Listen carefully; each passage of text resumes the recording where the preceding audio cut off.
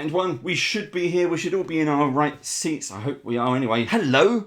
How are you doing? Hello. How are you? How are you? How are you? Hello. Welcome to Band of Badgers. I am Dave, your game master and host for this campaign. And this is our SCARLET Citadel series, supported by our friends over at Cobwell Press, who make wonderful stories. I've just lost my page, like this one. Scarlet, I don't know why I did that. I just lost my page. So please go and check them out at cobwellpress.com. We've just had... Oh, thank you very much. Thank you very much. So we've just had... So what you might have just seen on the screen just there... Oh, sweet. ...is... I didn't read it. I didn't read it. Oh, thank you very much. Received 10 GP from a fan. Well done. Galen receives 10 gold pieces from a fan. So you can put it in, we're just about to do a shopping episode, so that 10 quid is probably going to come in really handy. So that will pay for some bacon. As you may have just seen, a little kind of Magic the Gathering rip-off card just appeared on the screen. Not TM there. Not TM at all. No. It's a Magic the Gathering like card. Yeah. And there we go. And we've just had another one. Here we go. So let's get these out of the way. Oregon has also just received 10 gold pieces by a fan. Oh. Thank you very much. My invisible Guinness. Yeah, you have a toast. So what we can do, as you can see, you can gift players or the GM. Or the GM. You wanna I don't get 10 gold pieces. I get things like damaged dice. Okay, so that's what we need to do. But we're gonna be adding things. So if you have an idea of what could be a good card, let us know. Send your answers in on a postcard or email, whatever's quicker. Advantage for the DM. Yeah, we need some things like that, because if you haven't counted, it is 4 against 1. So it's I will say with the way this dungeon hits, we have all the power. With the way this dungeon hits, I don't think you need any more damage die. Yeah, that is true. That is true. But anyway, players, how are you all doing? Good, doing really good. Cool, really well. Friday. Yeah. It is Friday. Yes, it is Friday. I have next week mostly off work. No, it's not. Oh, it's Saturday. It's Saturday in some parts of the world. Yeah, that's right. Yeah, sorry about that. That I was inaccurate. So there we go. We have Josh and Randy out in the States. It's their afternoon. Stephen and me, we're in the UK, so it's our evening. And the Glint is just having a really nice kind of breakfast, hanging out with us, playing some games Saturday morning in Australia. That's it. Perfect. It is everything you need it to be. So let's just quickly go around the table and get everybody to introduce themselves. Let's go anti-clockwise. Let's go. Steve, who are you? Where can people find you? Here. Just here and only here. Yeah. Yeah, I'm Steve. I'm playing Oregon, the planning of this group. And you will find me on most of the Badgers streams, either playing or DMing if we're playing a sci-fi TTRPG. And looking forward to tonight's game, but we've got to get our revenge on that scientist lady. That's I think tonight's goal is avenge our fallen comrade from last week. Puddle. Right. Puddle. That was River in life, puddle in death. That was a bit of a touching moment as well, right at the end there. We kind of ran out of time. We were like, what's if that was a TV series, you'd be like, where's the next episode? Why are we getting one of these a week? We need to box set this. This is Band of Badgers is box set worthy. Well, we're not. Randy is. Randy is the only talent we got here at the moment. So we just roll dice. But yeah. Badly. But yeah, okay. Anti-clockwise, Clint. I am Clint. I am from Ardent Roleplay. I'm the community manager. We have a lot of stuff going on this month. We have a Tilt 5 build that we're working on, which is, I don't know if you guys are aware, it's AR head glasses. Yep. Like the HoloLens, but which we also have a thing. We've just received one from Microsoft, so we're starting on that development as well.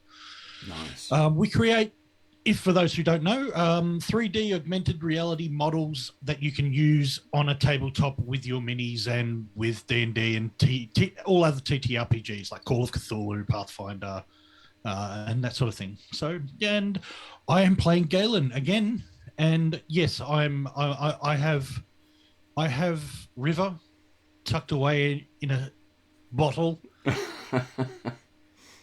Kind of like put a hanky down, soak it up, and then wring out the hanky into a bottle.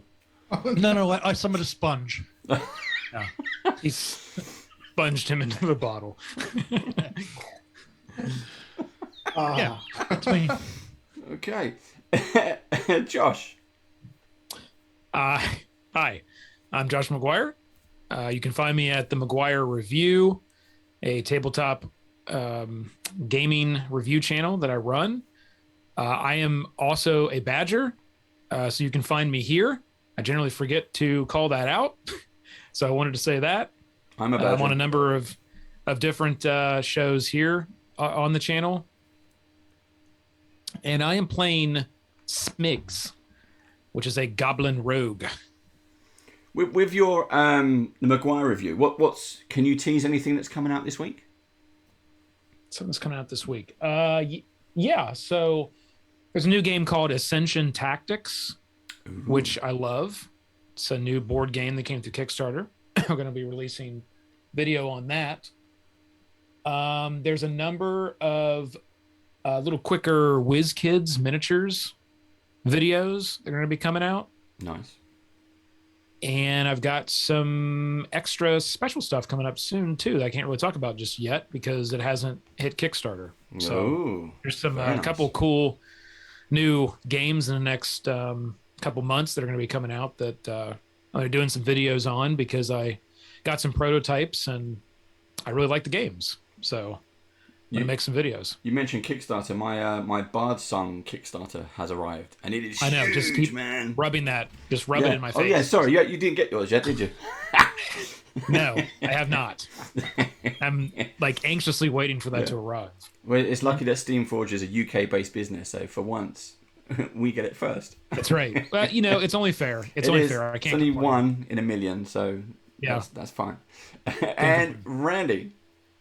Hey everybody, I'm Randy Alvarenga. I'm a actor, TTRPG streamer. You can find me here on this channel sometimes, and maybe more in the future. I'm talking with Dave about stuff, and then also doing work with Dragons and Things and Harbingers, which is now on the Gone Rogue channel. We're actually getting ready to shoot the next season of that down in LA next week. So I'm excited because not only do I get off work, but I get off work to go and play tabletop RPGs with people and act. So super excited about that. And then have some other really cool stuff that when it's like solidified, I am excited to share. So if you want to follow me, find me on Twitter at Rollerraja. That's ROLLERRAJA. And you'll find out first when new stuff comes up. So fantastic. So and who am I? Sorry, I forgot to say. I played Theodore Valtalon. He is one of our rogues in the party. We've got rogues in the party. Yeah. You would be surprised. You would be surprised. Yeah. Theo, trap magnets. Yeah, there you go. There you go. Theo is the trap tester. The trap locator. Yeah, I so far I've done a great job of it. So I found them all. Yeah, impaled into your body in most of them. Yeah, that's great. Okay, so now the end of last episode 5. If you haven't watched it, go check it out. Was fantastic. The end was really, really sad. It was a really touchy moment. We had one of our guests on, and it was interacting with Theodore's character. Theodore had unbeknownst got a sidekick and a fan, And it was really, really touching. It was great. So, Ian, thank you for joining us then. It was great to have you on. We are talking about doing some other stuff with Ian. So, keep an eye out. Now, one of the things we did, when we switched off air, we decided, you know what we're going to do? Everyone needs to have a bit of a shopping spree. It was a tough moment. Clint is always asking to have a long rest in a dungeon surrounded by bad things. So what we suggested we would fast forward and make the journey back to the village of Red Tower, where our heroes can do a quick bit of side shopping, spend some stuff that they found, buy some stuff that hopefully they need or think they might need. Maybe they can have some conversations about what they think this Scarlet Citadel really is. And then we get back to it, because there is a room with mysterious pink glowing light coming from it, and we want to find out what's inside. So when they've done the shopping, we're going to fast forward straight back to the dungeon. Okay. So over to you guys. You have made it back. It is early morning by the time you've resurfaced out of the Scarlet Citadel ruins. And it seems that like anything, a bit like lockdown, once you don't see the sky, you don't really know how far time has been moving on. So it is. It's been the whole night. It's something like 6, maybe 5 a.m. in the morning, and you've headed back to the small village of Red Tower. What do you wish to do? Time for breakfast. Absolutely. I'm starving, and we need some more of that bacon. Okay, you want to head And straight? we already slept. Am I understanding that correct? We already slept. You can say that you've already slept, or you can have a sleep before you head back out. It's entirely up to you. Yeah, as long as we get the sleep. Yeah, before we go back, definitely a long rest. Yeah, absolutely. But okay. You head back. Let's say we slept. We arrived. We went to sleep. Probably. Does that sound good to everybody? And like the next day, we explore a little bit. Yeah, I think that's fair. fair. Yeah. So we'd be like in the inn right now, like kind of coming down the stairs. Yeah. Yep. For breakfast. Yeah, absolutely. All right, so I guess as we're coming down the stairs, I'm just going to scurry over to one of the tables, pull up a seat, start yelling for one of those booster seats. Yep. That's perfectly fine. You get it's the brother and sister who come over, and they sort you out, no problem. It's Henrik. Henrik comes over. Yep. Thanks, Henrik. Henrik. No, it was I'll set up to Ambrosi. Henrik was his. and Yeah. Ariadna. That's it. Ambrosia and Yeah. Ariadna. Yeah. Thanks for the boost. Come Hey. on, bacon. We want bacon. Big plates of bacon. Yeah. Yes. We're picking it all up in the kitchens. It's Smigs. It's all well done. It'll be on your way shortly. That's fine. And eggs. You got eggs? Oh, we got eggs. We got eggs and potatoes and chicken. How about syrup? How about syrup? Yeah, syrup and honey and jam. Is Theodore there yet? Theodore is walking down, and he's coming to sit. Okay. But he's not overly like where last time you saw him in the inn. He was like kind of watching everybody else. He's just kind of like somberly walking down the stairs. He goes to sit down. He's like, "Good morning." Hey, Theodore. We're getting syrup. You know, syrup like from the maple trees. Syrup. Like the pin that looked like a maple leaf syrup. Oh yeah, the one that was lost. Yeah, the one that I really, really like that fell down the drain. It's unfortunate. You're right. Yeah. Just continue to like stare daggers at you. Yeah. Just, I'm not buying it. Okay. Cool. Just drowning your breakfast in syrup. I go, oh, Yeah. syrup, nice. Well, if we ever find another like it, I'll be sure to grab it for you. Oh, I appreciate that. I appreciate your kindness. Yes. But also, if other things are found while we're adventuring, you might want to share that with the group because, of course, this is my adventuring party, and I'm the one who put it together. So, Well, I guess that's fair. Yeah, because everything should be shared, don't you think? Everything should be shared. Yeah, so trying to keep things for yourself might not be the best thing that ever happened. I keep nothing for myself. And as I move back fast, you hear like a bunch of gold like clinking around. Just in random pockets. And I grab it real quick. Yeah. Love it. This is the Anyway. gold that showered down around him as he turned back from an ease to a naked goblin standing there. Yeah. All right. Where's Oregon? Have any of you seen Oregon this morning? Well, I haven't seen him. I haven't seen him. I want Oregon to be is sure that. mysteriously quiet. Yeah, Other than doing paladin things. probably praying or something.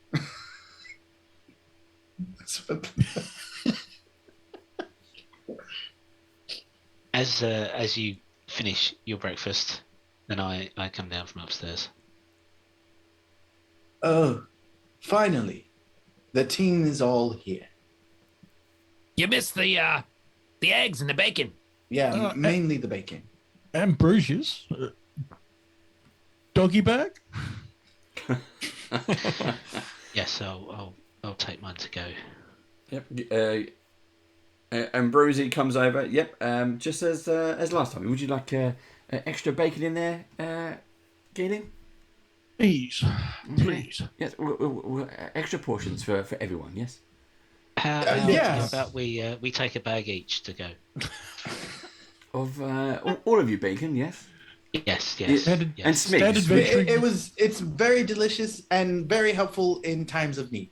Standard adventuring It is. equipment. Bacon. Baconade. I've never. I may need the grease. Wow. I've never heard it called that way before. But yes, if it's perfectly fine. If yes, you're happy to pay for this bacon, that's great. Thank you very much. Okay. I'll get a little doggy bags for everyone. And Master Smigs, would you like extra syrup on your bacon in the bag? I would. You could just pour it all over it. Oh, okay. I'm not afraid of sticky fingers. That's exactly what I was going to say. Maybe pour a little for. No, food as well. none is Yes, needed. extra. Well, maybe just some maple leaves then. Ambrosi hurries over back to the kitchen. After 5 minutes, he comes out with everyone's like little doggy bags extra wrapped up, all ready to go. All right. So Okay. I'm afraid I'm going to have to turn this conversation serious for a moment. Serious, you say? We're not going to pray, are we? No, I wouldn't presume. But we do need to think about what happened yesterday with River. It was unexpected, and it could have easily have been one of us. It could easily have been Smigs. It could have been. I think we need to be maybe a little bit prepared. And Theo, don't take this the wrong way, but you said you'd sent people down there before. I have a question, and I would like you to give me your honest answer. What more of this place do you know about that you haven't told us already? Theodore. I saw how affected you were by River's demise. And, well, I'd like to think that if we were to go the same way, you'd feel equally as bad. Theodore takes a moment, straightens up a little bit, and he goes, I know no more than what I told you when we first met. I heard rumors of this place, that there were secrets and treasure. And my goal was simply to get that treasure for myself. I sent a party down and did not hear from them again. I figured either they ran off with whatever they found, and I planned to track them, but that doesn't seem like it's probably what happened, given what we've seen. in that place so far. So, since we've been traveling, I've been looking for any signs of the ring that I gave them when I sent them on that mission, and I haven't found it yet. So until I do that, that is at least the beginning of what I'm planning to do. This place holds a lot more going on than I thought. There are people actively doing experiments, kidnapping people, torturing them. I think if we don't stop that, and we know about it, then we're just as complacent in it as everyone else. I agree. And for what it's worth, I believe you. So even if you didn't, that is the truth. I understand. This isn't just about treasure anymore. This isn't just about making some coin. This is about, as you say, putting a stop to what's going on. So where do our thoughts lie on what equipment we might need or things we need to take with us the next time we go back? I presume we are all up for going back. I certainly am. Oh, I'm going back. And is there anything that anyone particularly needs? So I would suggest we invest some more in some healing, I guess. That seems to have helped us out greatly. But I don't know. Well, what else do we feel like we need? I would like to purchase some oil. Oil. Okay. Anything else on our shopping list? Let's see. Shopping wise, we've got Conrad was the wizard guy, right? Conrad was a wizard. Ambrosi, kind of, when he's handing you the bacon doggy bags, he mentions it's market day. Now, market day in town is not your typical market day. It's not when loads of businesses come out. It's when one business turns up. It's a business called Daly's. And he has this kind of fairly large wagon. Sells pretty much anything you need, especially for adventurers. Nice. It's very convenient. It is. It's amazing. the witch is like how far outside of town? Because I remember the witch had like some really potent, like powerful potions as well. Bazors, yeah. Yeah, the Bazors, definitely. Bazors, yeah. We've still got a Bazor. We still have one? Yeah. Yeah. Okay. We haven't used it yet. Which one? We almost... The... Owlbear one or the... Like, there was like a strength one and then there was like a... There was the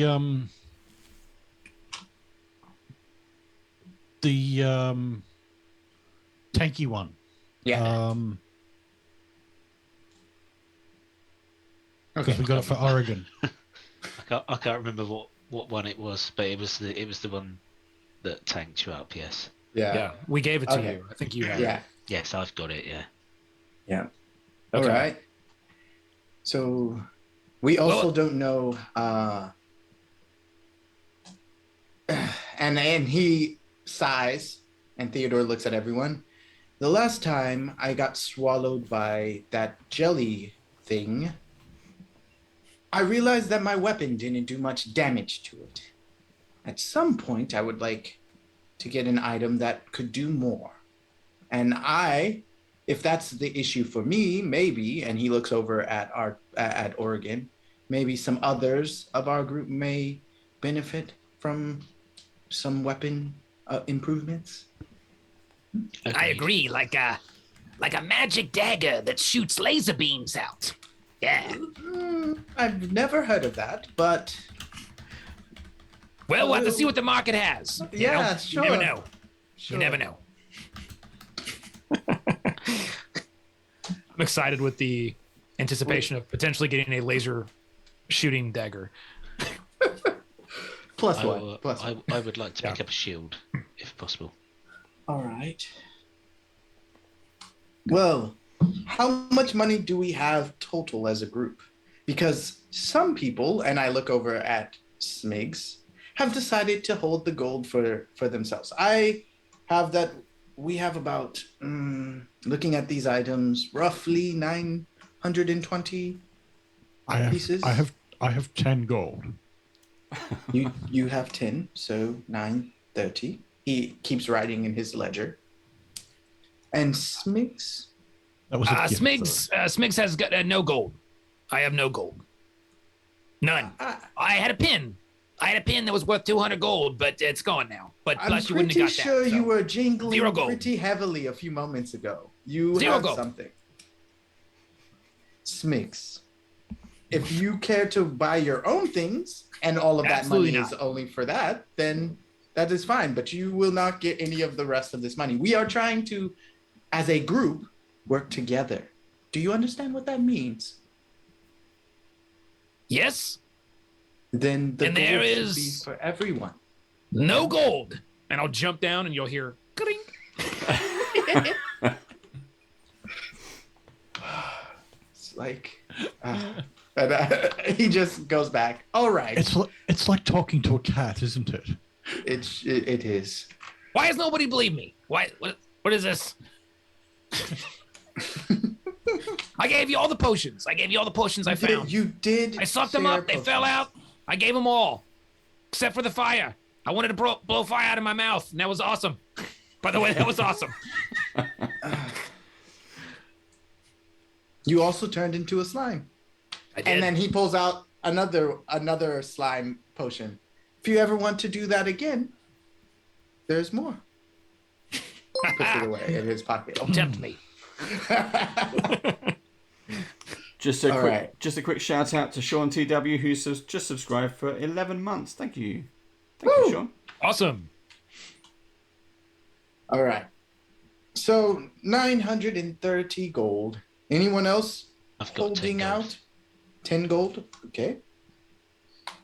So I can tell you, at least from my experience, weapons may be hard to come by with that, but maybe some more mundane shields might work. A mundane shield would do for now until we hit a larger pocket of treasure. Yes, larger pockets of treasure. Staring daggers at Smigs. His one red eye just slowly kind of turns to the side. Almost like uncomfortably. All right. I guess we're going to the market day Okay. first, right? You head over into kind of like where the village square would be, you guess. And there is indeed. This is like not just a typical wagon with a roof on. This is like double sized. It's got like extra connectors in the middle. This thing can turn corners. It bends. It's a bendy wagon. This thing is stocked. The signs all over it with buy one get one free. Any kind of different promotions you can find if you have discount vouchers. He accepts every kind of coin from every part of the world. And the doors look to be open. It's a kind of a walk-in job. And as the party walks in, Smigs is already there. Did you use the underground tunnels? I'm already you see me over in the corner, like already talking to the vendor about daggers that can possibly shoot lasers. Oh my gosh. Okay, so inside, as you all kind of step in one by one, although Smigs is there before you, it looks larger on the inside than it does on the outside. This is a bit of a TARDIS thing going on. There are racks and bookcases and shelves, things attached to the ceiling by string, mannequins with different kinds of armor and weapons, and everything is on display. Everything is pristine, clean. But you see that everything is also quite nicely locked away. You can't exactly just pick up a sword and give it a test swing. You have to ask permission, and it will be unlocked for you and handed to you. And inside is a perfectly well-dressed gentleman who kind of he's already chatting away to Smigs. And you... Right then, so Smigs, what do you need? You mentioned daggers with lasers. Kind of like a pointy stick, yeah? Yeah, like and I'll pull out one of my daggers and show him. Yeah, like like this, but maybe I could wave it around and I push a button and shoot a laser beam through somebody. Make a big hole like about this big. I don't think I've got any of those, but really? I've got some. It kind of we got some daggers. We might have some magic stuff, but if you've got the coin, we can definitely kind of come to some arrangement. Oh, okay. Kind of look over my shoulder a little bit as the party's kind of entering. Oh no! I would have stopped us. as we see you talking about how I want to hear what the price is and what you're going to do about it. Yeah. So I'll kind of look over my shoulder. So what kind of coin are we talking for? A dagger that's we'll just say special.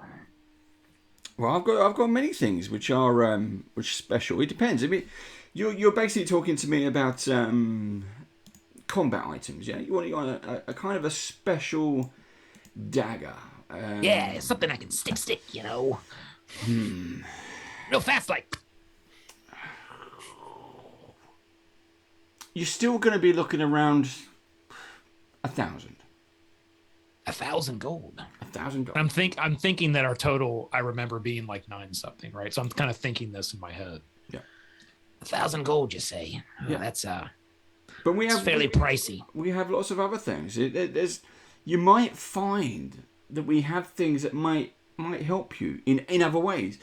We get so many adventurers in here who always just want, they want magical weapons, they want magical armor.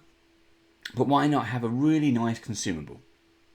You have a potion, like you have some sticky gum, you could have... Like a potion that can turn me into a dragon. You got that? Probably not a dragon. I walk over and I go, well, we don't need that. Are these your masters, sir? Oh yeah, these are my friends. Oh. Part of my group. Part of my team. Okay. Yeah. Okay. So you were after a team discount. That's maybe you should have mentioned that before. Oh yeah, we definitely need a team discount. Yes. If we're all purchasing, then seems like prices should go much lower. So that dagger you were talking about for 1,000, maybe now it's 200. Just throwing it out there. Just throwing it out there. It's a bargaining thing. It's a bargain. Let's bargain. I would say it definitely would be a bargain for you. However, it's probably not a bargain for me. So let's say... But it could be. Let's say 800. 800. What about a Theodore? 800? I look at you. It depends on how much you're inputting into this 800, friend.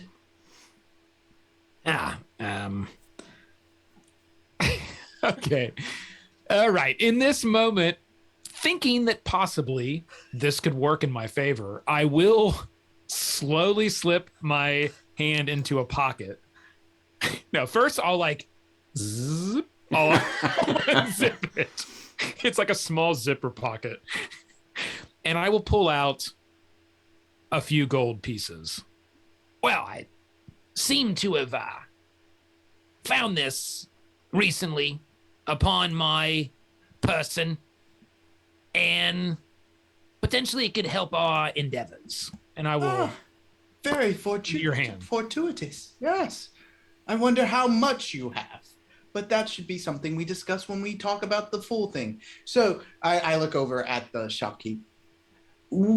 If we are paying 800 for this, what is the rest of that bargain count for? What else do we need to buy for you to make this worthwhile, of course? Oh, well, you can buy as much or as little as you wish. Oh, okay.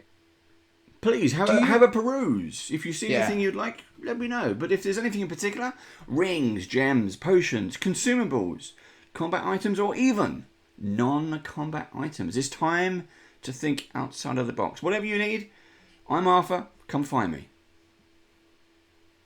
A salesman after my own heart. And I twist around to Oregon and I go, well, let's find you a shield, friend.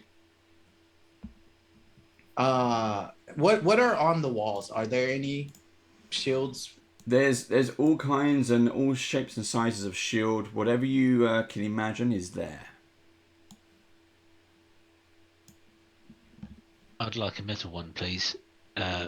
Possibly as big as we can get. I'm thinking about more of those gelatinous cubes, and if we can find some way of blocking the corridor, use a spear, then that may be a tactic that would work for us. Mm-hmm. So did I have a metal tower shield? I'm having a quick look down the list. Not tower shield. Not that I can find. Let me have a quick. Let's use the glossary. You see Arthur gets a big book. Right. Specialist items. He just starts trying to find all the bits and pieces that you want. Shield. Well, no. So we have any kind of basic shield you want. That's off the rack. Perfectly fine. However, should you wish something a little bit special, but I think it's going to be out of your coin range, we do have a shield of missile attraction. That seems like it works in the opposite fashion than I would want it to. Well, it just means that all the missiles come towards you and are blocked by the shield. Okay. Not that they come towards me and are hitting me. But well, look, yeah, okay, they hit. I've had no complaints, but So you're saying anything that flies at us only flies at Oregon? Exactly. We'll take it. Will immediately change direction if you are standing near him. It kind of acts like a magical magnet. Kind of like laser beams, if you would. Yeah, kind of like laser beams, but all towards Oregon. Laser beams don't actually bend. It's a straight line only. You need something else to reflect that around. But okay, so really, it's doing what I want it to do, which is people concentrate on me, and these three can do their thing. Move about quickly, get behind people, take them down, do a bit of magic. I guess it's doing what I want it to do. So, but you did mention there that it might be out of our coin range. Well, so you've got quite a large establishment here. Do you do quite a lot of business in Red Tower? You're quite not actually so much in Red Tower. Every now and then, adventurers like yourselves, they always take a jolly down into the crypts below. And I come round this way every now and then, but mostly it's the neighbouring cities, towns and cities where there's a lot more people. This is a village. There's not much really going on here. This thing's been here for a few years, but it's a nice stopover, Yeah, it's a nice little town. Of course, the Scarlet Citadel and the dungeon, the treasure seekers, as you just described, seem to peak every now and again. Mm-hmm. There's a bit going on. Yeah, we've been down there ourselves the past few days, and it's not just treasure seeking. Obviously there is treasure, and there's much more to be found that we're going back for. I might add much more. So you found treasure? We have found treasure. Yes. Wow. And we're going to retrieve some more with the help of some of your items. But that's not the point that I was trying to make. The point that I was trying to make is... You need shovels and a wheelbarrow. No. Okay. No. Much more basic than that for the moment. We need something that will help us defeat the enemies that we found there, because it's not just a treasure hoard. It is not just an old citadel full of ancient things waiting to be discovered. There are people there now doing unspeakable things in terms of experimenting on hapless individuals that they've kidnapped from the local surrounding areas. And I feel personally, we feel, in fact, and my illustrious leader here, Theo. Whoa. And I'm going to break it. I'm going to go, Oregon. Yeah, I'll get to the point in a moment. So I'm branching out on an opportunity here. I know I haven't spoken to you in advance, but please allow me to finish. So I do love a good story. Feelings, yeah, it is a good story. My feelings on this are thus. We are presented with an opportunity to do several things. One, recover treasure, which is, of course, important. But two, put right a wrong that is going on in this dungeon at the moment. And that is, these evildoers must be quashed. And the opportunity for you, fine sir, is if you were to see your way to, say, giving us a sponsorship. Sponsorship, yes. Then we would be wielding your equipment with your name blazoned across our particulars, so you might say. And as we vanquish and clear this dungeon, it can only reflect well on your establishment. And of course, we would pay fairly later when we have retrieved said treasure from the lower depths of the dungeon. But it's now that we need the assistance. I like it. I like your thinking. However, yes, I like the idea. I'm more than happy. Yeah, I'm more than happy to kind of sponsor the party. However, my problem is that you mentioned that there are people down there, ne'er-do-wells, who are striking fear into individuals. Now, what if you go down there, blazoned in my logo and branding? You know, we all have a brand we need to promote these days. Down in my brand, and they think I'm the one who sent you down there. If they chop you up, then they come after me. Do you have any magical staves? Magical staff? Well, we do have a magical staff, indeed, sir. Let me lead you over to the drawer section. I have quite a few items here, but again, it all depends on the right coin. Maybe if it's not a star, maybe start you off smaller. Maybe a wand, because that might be a bit. I'd be interested in a wand as well. But as well, I was thinking along the lines of a trade. A trade, indeed. Okay, a trade. Oh, a trade of what? I have this wonderful potion of invulnerability. Okay. That is worth quite a tidy sum. Indeed. Okay. And you wish to trade it? Indeed. Okay.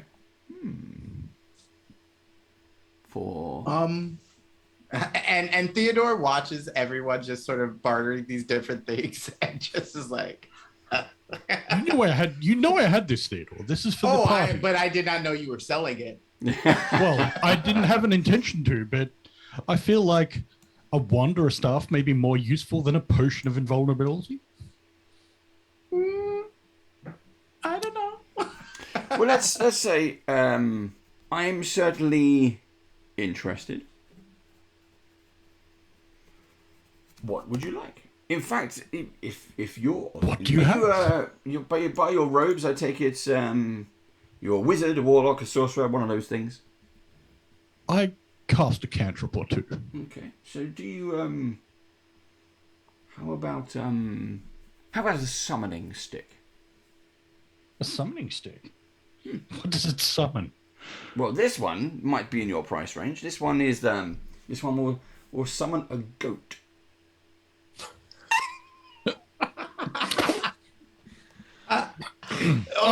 I know Smigs has a dear fondness for goats. I do. I do. But I don't think that would be very worthwhile now. What about well, I don't know. Let's think about it.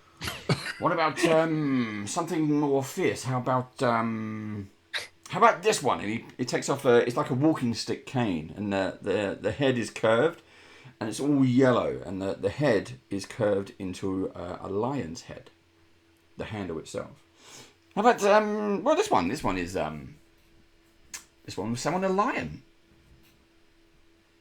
Would you like a I mean, that's lion? definitely an improvement from a goat. But is it an improvement from the potion? Well, that's down to you. I mean, if you... What about this one? This one summons a snake.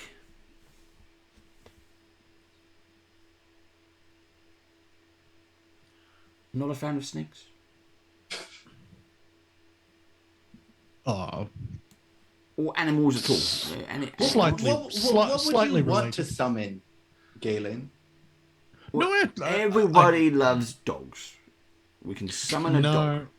No. The snake sounds interesting. Snake, yes, okay.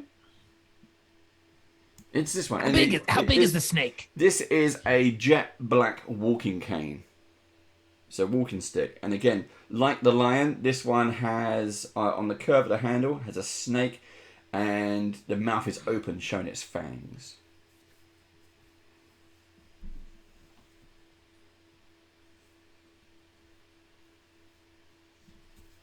How much are we talking for these? Oh, this is a straight trade. Oh, okay. Well,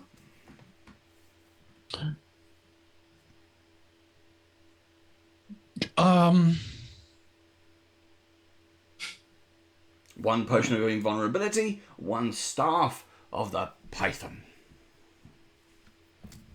So it's a big snake. Yeah. It's a snake, yes. Okay. What do you think? I think a staff of the python could be very handy. I think being invulnerable could be more handy, but if you wish to be the snake whisperer, then by all means. Jolly good. Let's trade. And he immediately puts his hand out. You put the bottle in his hand. And switch. Yep. Enjoy! I do like a good potion of invulnerability. And you see him walk over to another set of drawers. He lifts the big drawer up. And it's all... Big loads of smoke comes out. And everything looks kind of cold. You get a cold blast as it hits, kind of comes down and hits goes across your ankles. And a little bottle goes in. Aha! Lovely. Very nice. Right. All right. If he can get a staff A staff of the python. that makes a snake come out, Yes. do you have any arrows that would be on fire or have lightning that I could zap somebody with? Well, we have not exactly zapping, but No we zapping. do have one very rare item. In fact, come with me. And he takes you over to another section where there are all kinds of arrows. Each one, there's some metal ones, you've got some feathered ones, white feathers, black feathers, grey feathers, red feathers, all these different types. And then there's one which looks kind of like it's completely metal. It says this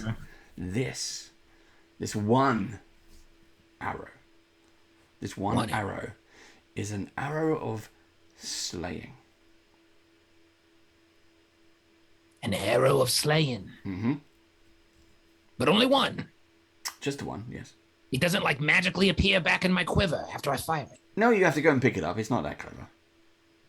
Oh, so it can be retrieved. Well, yes, as long as you don't lose it, just don't miss. And how much will we be talking for this single, I will say again, single arrow? 600. 600 gold. I feel like that's a little much for a single arrow. 500. What do you guys think? 600 for a single arrow. Do you have 600 gold, Smith? That's ludicrous. Just yells from the.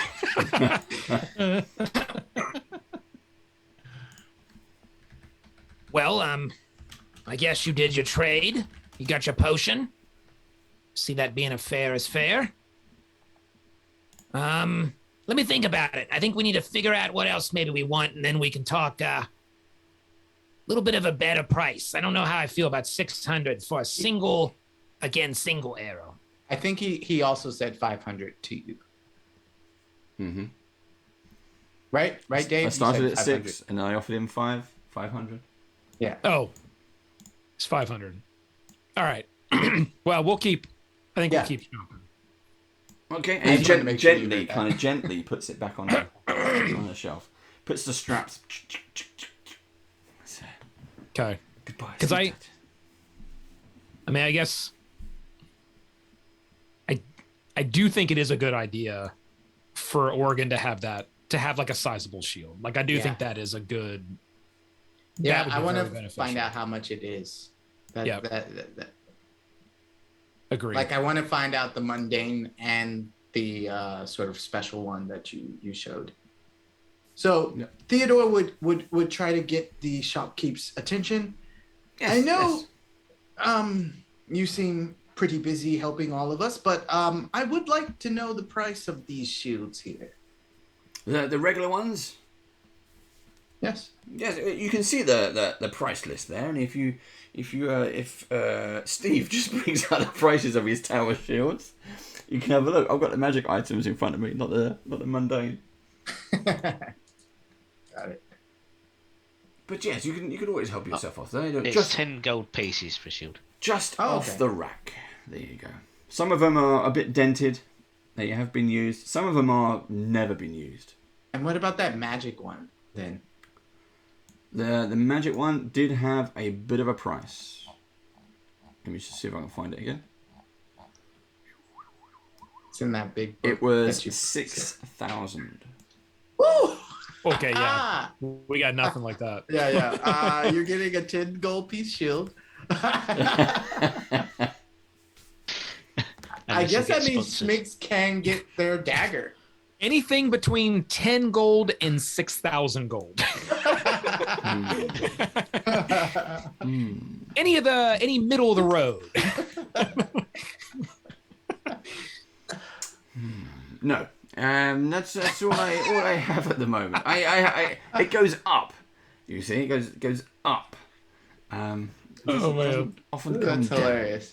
What is Oregon's weapon again? Battle axe. Or battle axe. What about enchanted battle axe? I think we getting into different kind of areas there. Let's have what kind of battle axe do you wish? One that would I am not the most magically inclined, but I guess one that would do magic hocus pocus at the bad guy. Let's have a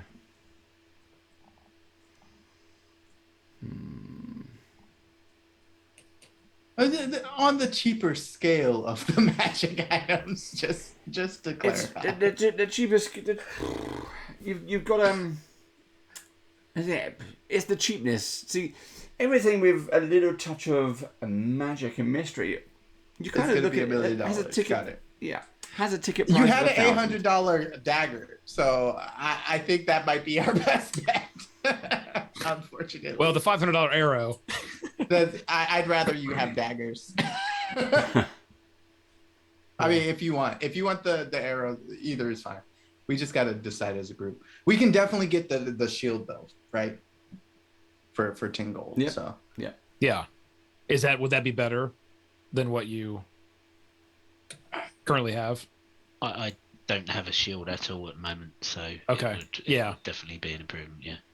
Yeah, I think we should definitely pick up the shield then. All right. So that'll be nice.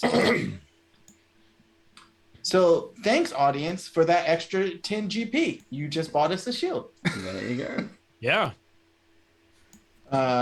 Nice. So if you want to help out our players, now if you're watching this on YouTube, sadly you can't help our players because you're watching this and it's been in the past. But if you've been joining us live, we now have a card deck which you can check on the link coming its way over into live chat. And that allows you to pick up some cards which you can give to the players and give them some help. It probably won't help them much in their shopping, because I didn't think about shopping when I made the deck. But when we get back to the dungeon, it might help. Very useful. So there are weapons that are forged in a certain way, particularly dwarven battle axes. They're forged to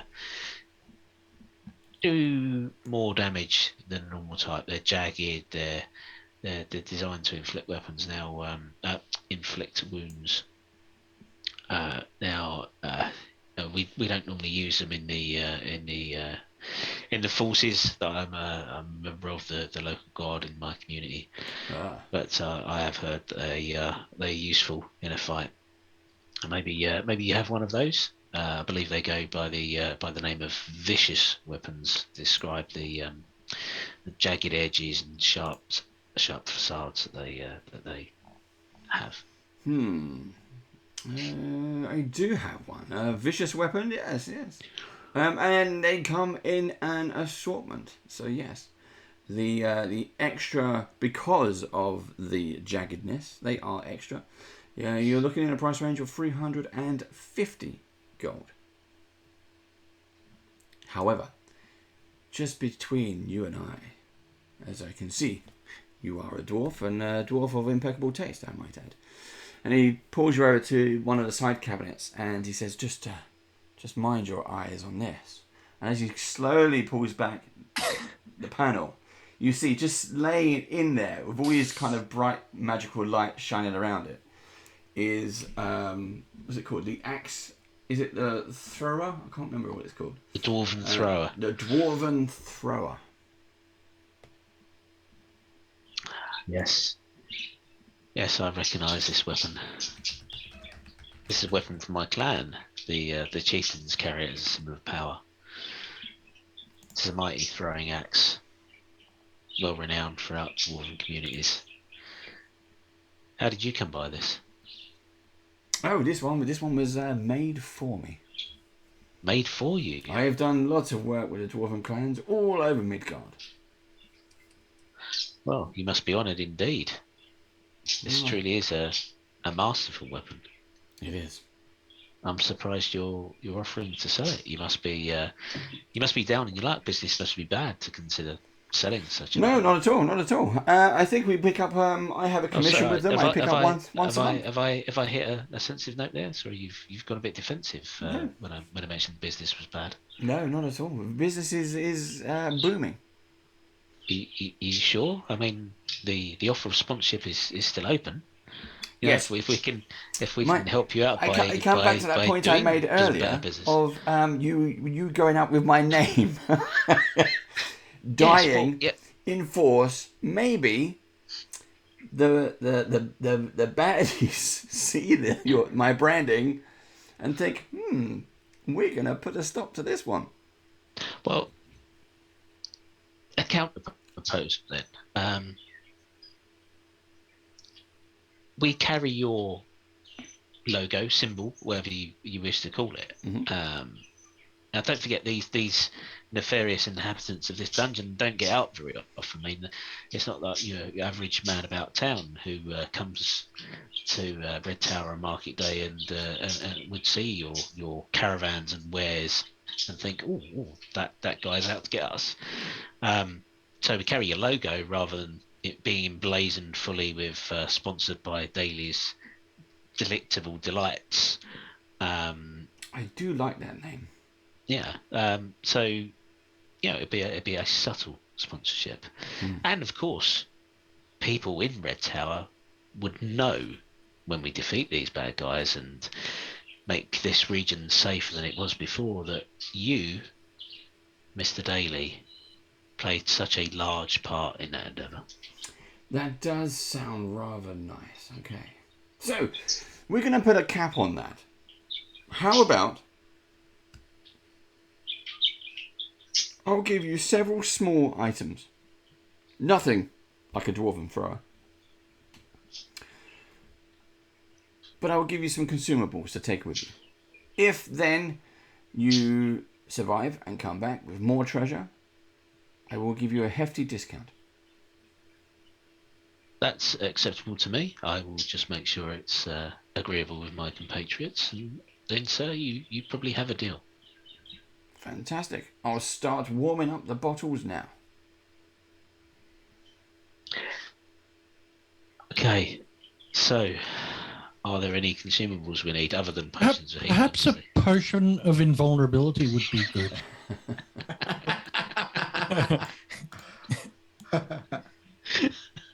Well, let's see. Got one. Not just consumables, but I wonder if he would be willing to throw in some bags of Oils? some bags of boom powder. You know, like you know what I mean, right? Some boom powder. I want a couple bags of boom powder. And I want a fire starter. I want a little piece of flint with a strike. I want one of those as well. Arthur hears your conversation. He's just put, I don't carry boom powder because it's it doesn't travel well on the roads. The road's quite bumpy and it doesn't quite go so well. But I do like your thinking. Liquids, scrolls. Now those I have. You got liquids that go boom. Well, we've got lots of liquids. Whether they all go boom, they all do different things. You want a potion of climbing? I've got one. You want to be more of a hero? I've got one. You want to be able to read minds? What does that one do? One. Well, more of a hero. A potion of heroism. Theo smirks really hard. he really liked being called a hero last episode. Let's have a quick look at it. So here you go. See, potion of heroism brings out this kind of bottle with a green gloopy liquid. It basically it will bolster you, bolster your health, your hit points. Yes. Okay. I mean that he turns to the group. That sounds like it could be nice, right?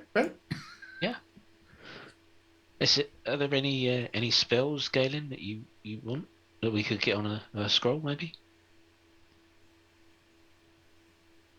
Not that I can think of that would be useful at this stage, but I still think a potion of invulnerability would be worthwhile. I want that potion of climbing. Yeah, I want to be able to climb up real good. Potion of climbing, indeed.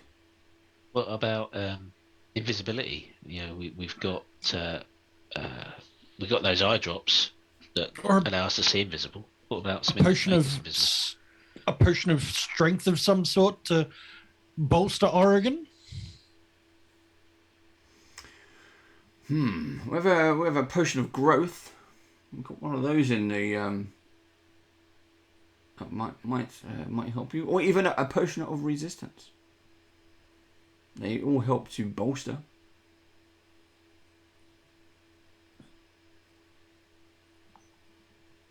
Let's say a respectable being of my size takes a potion of growth. What are we talking about here?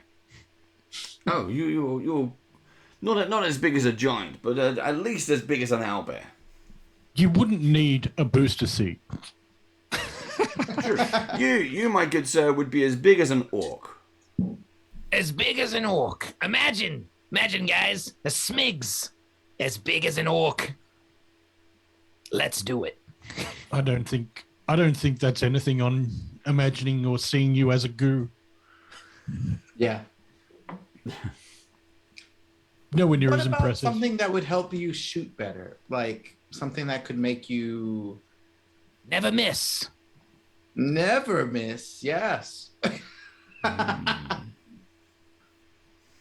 Or miss less.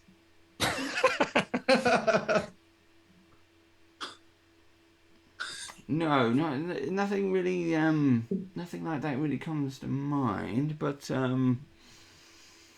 That shop over on the other side of Midgard sure had one of gaseous form. A potion of gas. Gaseous. Yes, we have potions of gaseous form. Yes. But didn't you say you had what potions of ooze?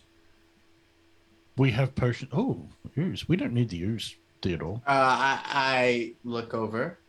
Maybe we don't. Yes. And then I pull out the vial, which is still like glowing green and sort of gelatinous, like it's a little bit thick as I slosh it around. Oh, yes. This turned our good friend Smix here into a giant ooze. No. And not just any ooze, one that could communicate with other oozes. Have you ever seen that? Because I had never seen it. I have never seen it. I didn't even think it existed. But may I inspect it? Sure. Okay, so he takes the bottle from you, and you can see he's got a number of rings. He starts turning one on his finger as he puts it on the bottom. Ah, indeed, this is now this is rather interesting. You say this is the only one you have? No, we have two. We have two. We didn't we use one? Yeah. We only had two. We had the one that he took, and then we have one from. Yeah, no, we got like there was two different types. There was just a normal one, and then we do have that like second. Unstable, like not unstable, but like a different type of ooze, the fiery ooze or whatever it was. I didn't get that so one. We had two of them. There was the normal one that was the same, and then we had the other one that was different. I didn't write it down because I didn't take that one. We had a Slippy variant one. Yes, the acidic variant. That's it. Acidic. That's it. Thank you. I'm glad someone wrote that down. So normal one and the acidic one. So we definitely did have two. Yeah. This one is acidic. No, we had two. Like, so we got the. Didn't we get another one after he turned into an ooze? That's the one I had. Yeah. You know, but as well as the acidic one. Yeah, I think we have two. So we've got two. A normal one. He took one. Then we got a normal one and an acidic. And the acidic one as well. Yeah. So we've got two of the ooze potions. Okay. No, it's not the only one we have. Okay, and how many of these do you have? 3. We had 3. We have 2 now. Oh, we have 2. Okay, well, you seem to have 2. At least we seem to be able to agree on 2. I'm so glad you guys. I wrote down one that I took. I will pay you 6,000 gold pieces for the 2 potions. Absolutely. Oh, indeed. Shake on it. Hey, Oregon, you're getting your shield after all. Yay. I am now an arrow magnet. I wouldn't do that. Okay, so he takes the 2 bottles and okay. Again, goes over to the big fridge, puts the 2 bottles in. Okay, you have credit. What would you still wish the shield? I look at Oregon like that. We're in a much better bargaining position now. Yeah, I can think of a situation where that wouldn't be very useful, Oregon. Depends if that situation turns up. That's true, but well, if we didn't get the shield, at this point we could get the awesome axe. Mm-hmm. Yeah. We could get the upgraded dagger. I would love a rapier. Yeah, Theodore could get probably a really good rapier. And we still got the bigger shield for Oregon. Yeah. So we'd have to give up all that just for the situation of all ranged attacks shooting directly at Oregon. which I agree, could be a problem in some situations if we get into like a lot of bow-based combat. Yeah. So what do we think? I think to spend all 6,000 on the shield is probably a little bit unfair. So I think everybody should get something. I'm quite happy with the normal shield and the vicious axe.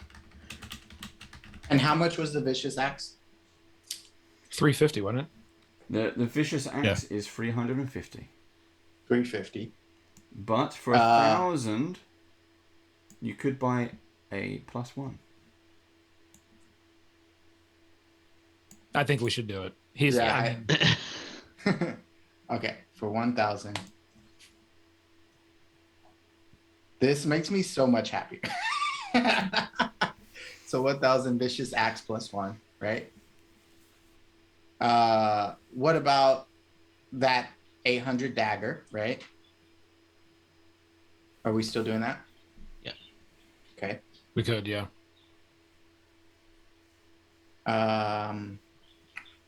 What about rapiers? What is there a vicious rapier? There's definitely a vicious rapier. You can have a +1 rapier for 1,000. Now, I in terms of game mechanic, we're calling it a +1. But when you see it on the shelf, you can describe what that weapon looks like. Oh, absolutely, yeah. But we're just saying +1 because it's a game mechanic. That's all. Cool. So he asked the shopkeep to show him the rapiers now that they have credit.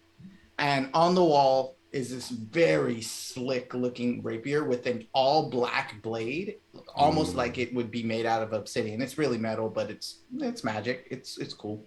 The hilt itself is gold with like lots of accents of flowers on it. So as if like some fancy noble person probably had it commissioned, right? It's and on the hilt is a at the very bottom is a red gem that just is there because it's fancy. Okay, that is yours. Yes, I do want that. Cool.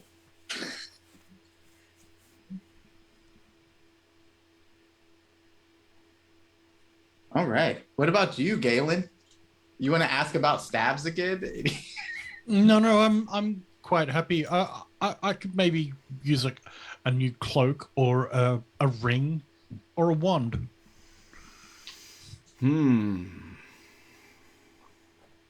What kind of wand would you like? You could have we have a wand of the War Mage.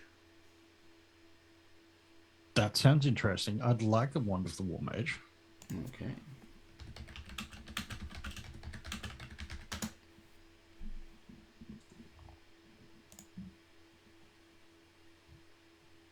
It is a +1 as well. It is 1,200.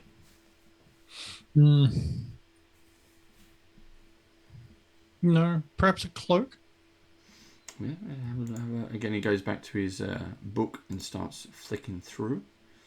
Let's see what we have in terms of a cloak in your price range, because we know what kind of credit we've got.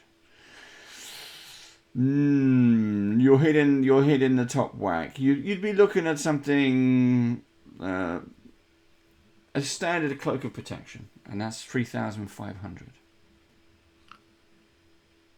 Okay, that's way too much. No, I'm good. Well, where are we at? Unless there's a ring. That staff of the python is a very nice item. I'm sure you won't be let down. A ring. Now a ring. The rings come in all shapes and sizes. And again, he pulls out a drawer, lifts the glass up, and there's all kinds of beautiful different size rings, gold, platinum, all different. Some with stones, some with engraved in, some with like moving magical bits that just kind of seem to glow. Depends what you wish it to do. There's you could walk on water, you could stay warm, you could swim if you didn't know how to swim. Anything in particular? I'm good for now. I'll take mine in cash to go. Well, it's not cash; it's credit.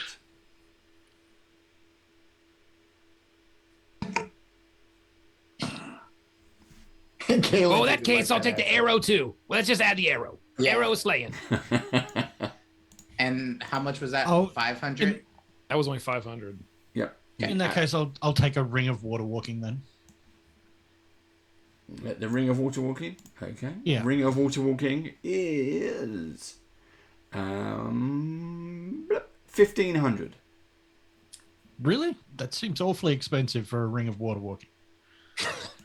Nope. 1,500. No, we'll be fine then. You'd never drown on water again because you just walk on top of it. Yeah, that's 4,800. So we still have 1,200. Yeah, no, that's fine. I'm good for now. So you're not getting the ring? No. Oh, okay. That actually brings us to 3,000. 300 probably, yeah. Yeah, I'm good. 3,300. What about what kind of armor can I wear? Because I'd love to upgrade my armor. Yeah, any fancy light armor? Yep. Again, armor. We call it the +1 is 1,500. So if there's anything in particular, again, you can look however you look. Yeah. I would ask Oregon first if they wanted to see if there was any armor, because you're actually the one up in the front. Yeah, is there a way to upgrade what you're wearing? My aspiration would be to achieve captain status in the guards of my clan, for they are permitted to wear full plate.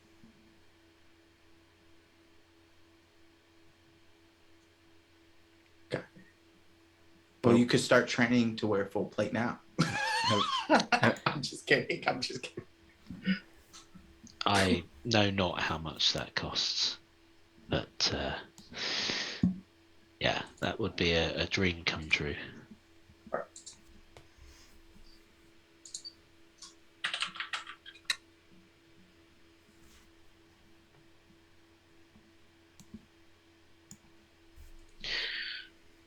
Do we trade the rest on potions? What's that? I definitely want that potion yeah. of growth. If he's going to throw in or charges, I think the potion of growth would be very beneficial. Potion of growth is 270. I also stock potions of healing. I think you're going to need them. Yeah, we should definitely get some healing. I think almost so at this at point 3,570 before any armor, because Galen didn't get the ring. So okay. If we're going to get anything, I guess the cloak was what, 1,200, right? Mm-hmm. Okay. Cool. Cloak of protection. Yep, it's a standard cloak of protection. It's 3,500. Oh, 3,000. No, then no. It was the wand of the war mage that was 1,200. Which one is The 1,200? wand of the war mage was Yeah, 1,200. no, don't worry about that. Oh, okay. Cool. Then we're at 3,570. Okay. Plate mail would push us to $5,000. Do it. Why not? We haven't even dug into a real money yet. So yeah, why not? Yeah. Okay. Yeah, I'd pick up the armor and then I'd spend the rest of the credit on however many healing potions we can carry. Yeah. So that'll take us to 5,000, you said? Plate mail would be 1,500, I believe. 1,500. Okay.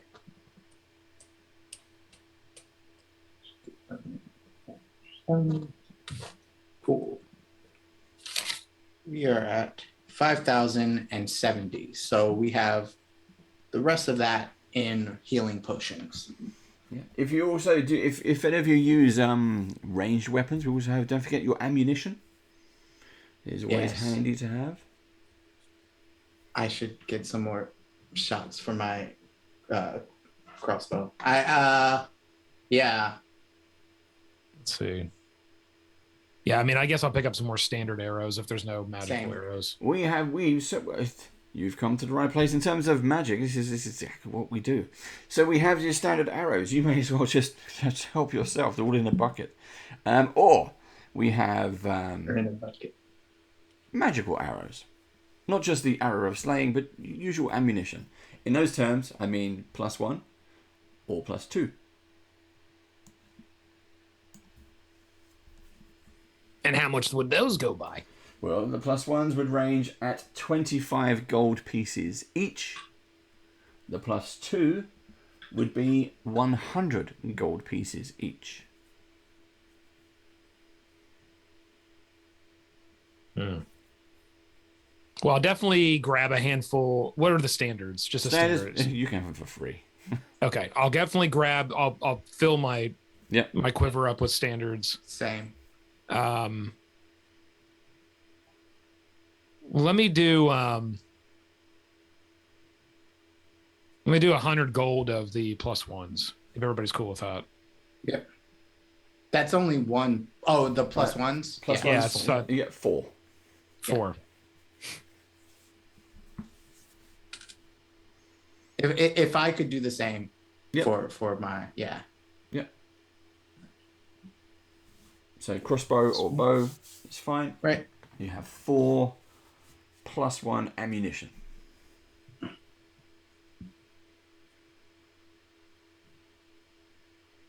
Okay. Now be aware, these items can still break. So if you're attacking a target and there appears to be a brick wall behind them and you miss, it will still hit the brick wall and break. However, if you hit a soft, fleshy thing, and remember to retrieve your arrows, you can keep them and use them again. And that's probably the same for your arrow of slaying, by the way. Yeah. Yeah, because it's like a metal. Yeah. More of a metal arrow. Got it. So I believe we have 730 left, which we will use for Potions of healing are always potions of healing. Are always a good purchase. Yeah, definitely potions of healing. Yeah. They're 50 gold pieces. 50 gold pieces. Or I have potions of superior healing. Those are 450. That's the 8d4 +8. Mm-hmm. We could do one of those and then the rest in regular.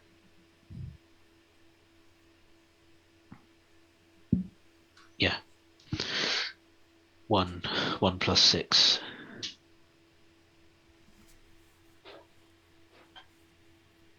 Okay. Then the rest, 330. 50. I'm not doing that.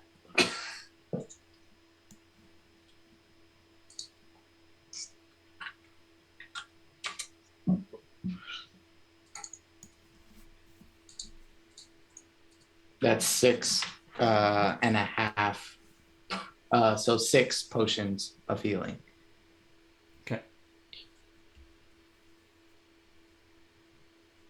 Remember to distribute those out as well, so you know who's got what. At least you can have one each, definitely. Yeah, I'll take one. Yeah, I'll take one. Standard healing, right? Yep. Yeah, standard. Gets you back up off the floor. Potion healing. And then just, I guess, out of game. Question on the arrow of slaying. Is it a specific type, or does it apply to any type of creature? For that, I'm gonna have to quickly go to D&D Beyond. Arrow of Slaying. Let's have a look. Bom, bom, bom.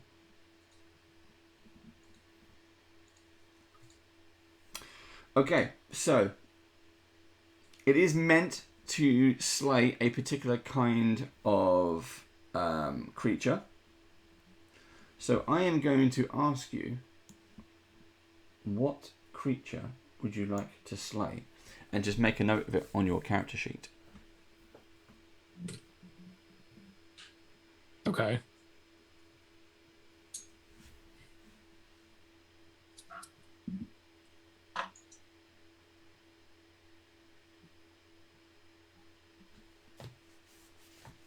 Basically, the arrow of slaying.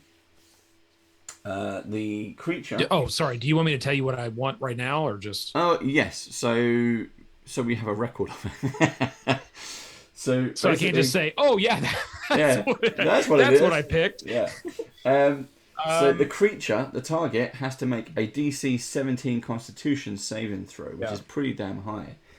Yep. And that means. So it's going to take half damage, but it's going to take full damage of 6d10. Wow. Piercing damage. That's a lot of damage. Yeah. But I'm going to make you pick a specific type of creature, monster, race, whatever.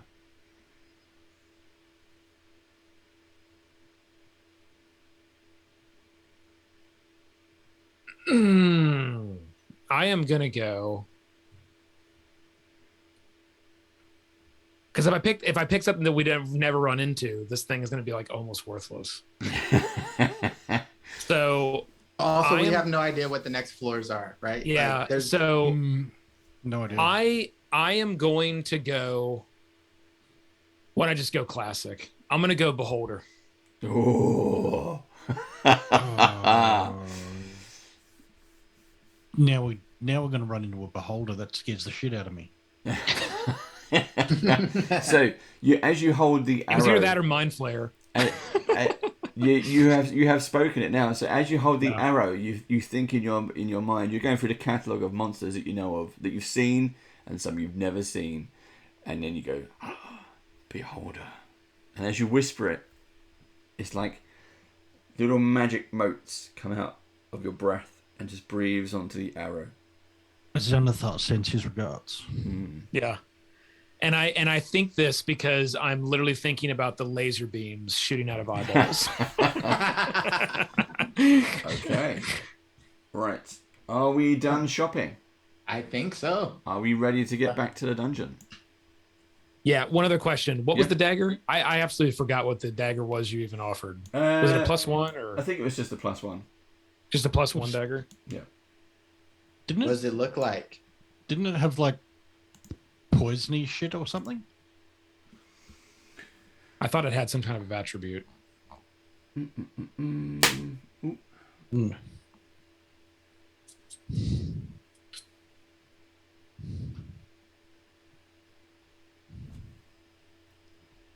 it was a magic. It was a magic dagger. No Tarasques. No, I think it was just the +1. I would have said a slaying of undead. Yeah. Weren't a dagger of poison then? Yeah, that would be nice. A dagger that just always has poison. I don't have to poison back up. Dagger, no, that's too expensive. It weren't a dagger of venom was what I was thinking of. There is a dagger of venom. Yes, 2,500. No, we already. I don't want to back anything out. Okay, so it was just a standard +1. Yes. Okay. All right, you want to know what it looks like? Yep. You tell me. This is your. So again, the game mechanic is just +1, but you tell me what weapons you want to have. Yeah. So the current daggers. Browsing the racks. You know. You go. Oh, yeah. That's the one I want. Yeah. That's the one right there. It's So currently the daggers that I have are more of like silver, like a silver blade, and this one actually has it's like a very dark like bronze kind of rubbed oil type handle to it. That's got the little indents for like my fingers, so it's got a really good grip. Nice. Yes. And it actually has a little bit of a hilt to it. but very small and just kind of curved.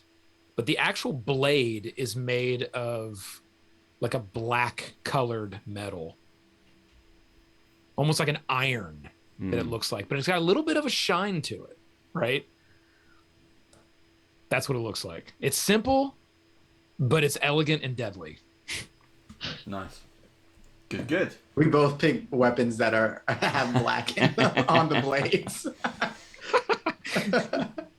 Nice. Oh, you did too? Rogues. Yeah. Oh, nice. That's hilarious.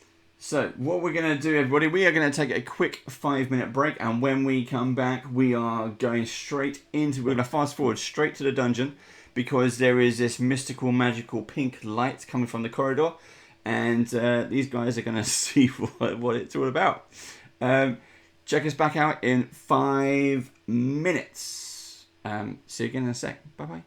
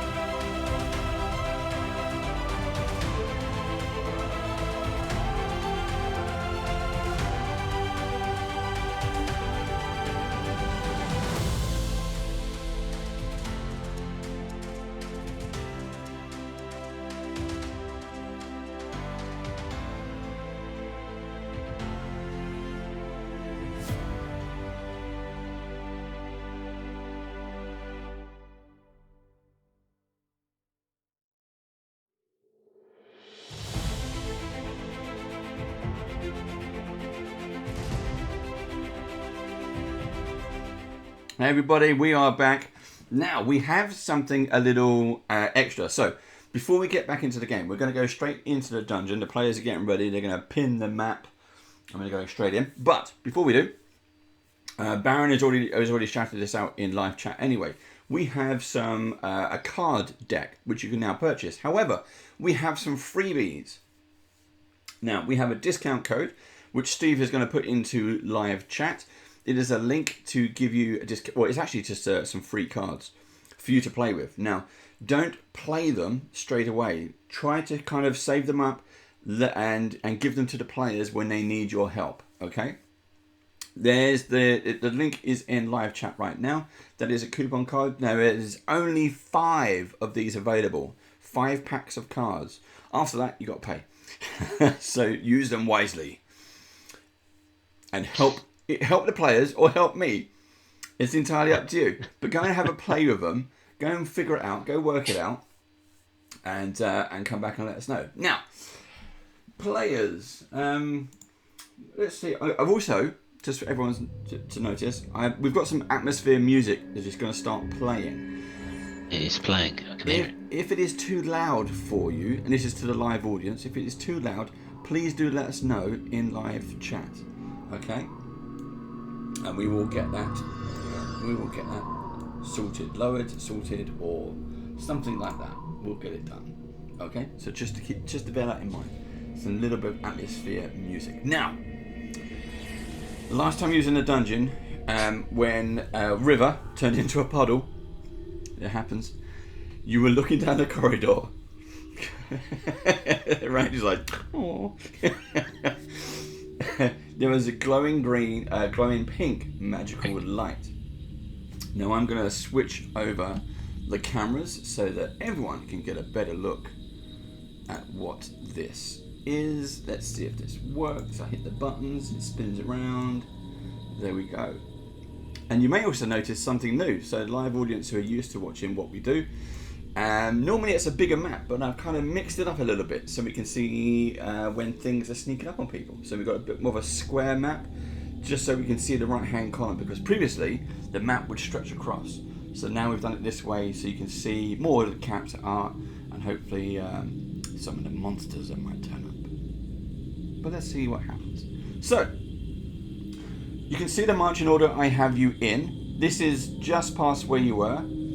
Okay, so you've basically carried on down a corridor. Now up, where's my pointy stick? Up these stairs is where the pink glow is emanating from. Okay, it's just a series of steps just above your head height, so you can't actually see what's in there unless you start climbing the steps. Or you've got this kind of, you can kind of see, it's a bit of a dead end area. I haven't put anything like evil in there. I'm giving you a fighting chance, but you can see it turns around the corner. There is a way this way. So, what do you wish to do now that we are? I want to look for traps. Why do I feel like we're looking for a set of steak knives? But wait, there's more. Oh wait, there's always more. Yeah, I'd love to check for traps. Click. Yep. But I mean, at least we'll know. Are you leading?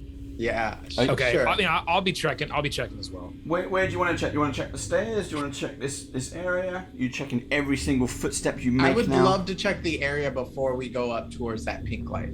Yeah. And I'll follow you as you walk that way. Yeah.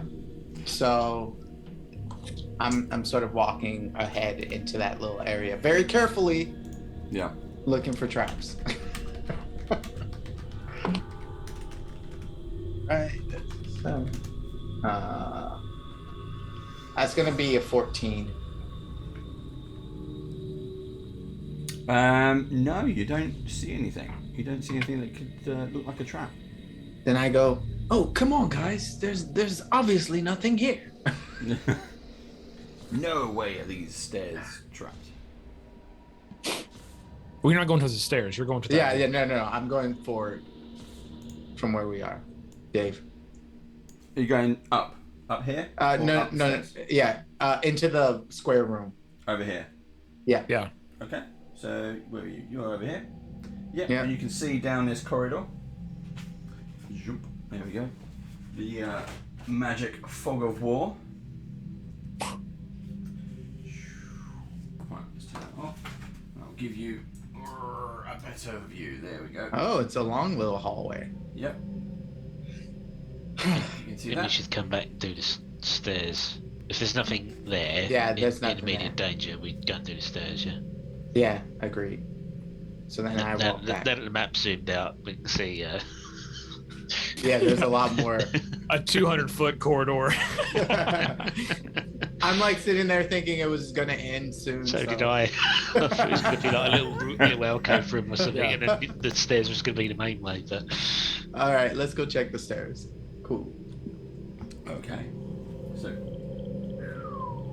we're back to the stairs. And who's going to be first going up these stairs? are you wanting to check the stairs for traps? Because I'm quite happy to walk upstairs first. I'll Yeah, take the no, lead on that. if you want to go first, and I'm just sort of looking around for traps on the, next to you. Yeah. I'll closely follow Oregon as we go up. Yeah. So it'd be me and Theo up front. Me and Theo up front, and Smigs and Galen in the second row. Yep. And I'll stand kind of like right to your back, Oregon. Like I'm right behind you. Yeah. So up there, yep. No, so me and Smigs would change. Is that right? No. No, that's In me. front. So green behind red, blue to the right of red, and yellow behind blue. There you go. Yeah. Yahtzee. Yahtzee. There we go. It's because we've been too busy shopping, that's what it is. Yeah. Right. Back to the game mode. Right, so you're climbing the stairs. Yes, I do. Yeah, right, okay. I wait at the bottom. You just... All right. Right, so he wants to wait at the bottom. You two are going upstairs. Smigs. Smigs, are you going upstairs or are you staying at the bottom? Oh no, I'm going up the stairs. I'm following Oregon Okay. upstairs. Yeah, and for my perception roll for that, I'm getting much better. 21. Yeah, okay, the stairs are definitely not trapped. You can definitely see that you are safe, as much as you think. All right. You ready? Yes. Yeah. Right, there's one.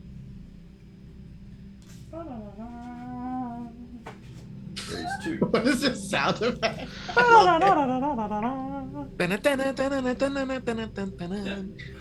know what I've done to this one. Oh. Right, so you can see there a room. Pink I'm fold going to of give you the brief description in a second.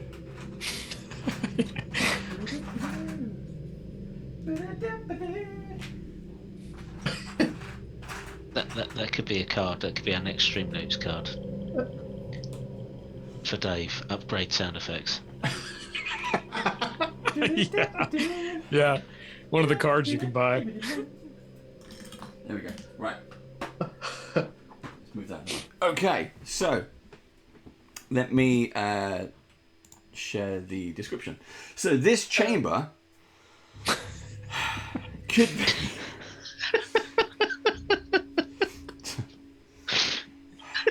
Ready? Get the card. Make the card. Right, let's go. This chamber could be a typical sage's study or office, if not for the rippling bolts of pink energy tearing across it from wall to wall. There it is. Look. This thing is just crackling and moving and pulsating. Your hair stands on end here as if the air is statically charged. Despite the appearance of tremendous power, the unearthly display makes no sound and seems to create no other disturbance in the surrounding area. Occasionally, however, you glimpse something almost like a recognizable scene flashing past your eyes, but it's gone too quickly for you to even be sure it even happened, let alone to identify what it was. What do you wish to do? It is a room filled with pink lightning.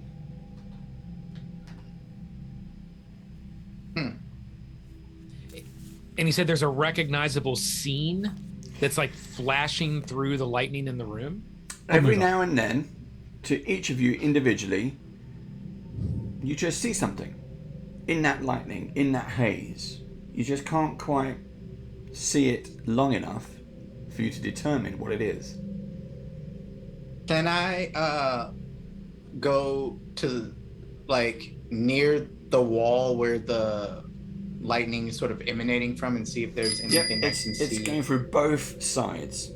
Right. So can I like go to one of the sides, let's say the side that we're closest to, and sort of look and see if there's some device or anything that's there? Probably not, but you know. No, yeah, that's fine. So we put you on the other side. No, it's there's nothing in the wall. There's no holes. There's no like tubes or wires. There's nothing. As far as you can tell, this is just stone wall. However, I will say that Oregon, this particular room, almost your stonemasonshipness. This looks like elven workmanship, not dwarven, but elven. Right, so this is the earlier section of the Citadel then, because the elves were here first, weren't they? Yes. When it was, they built a lodge to about 500 years, so we could be in a part of the Citadel that's close to 500 years old.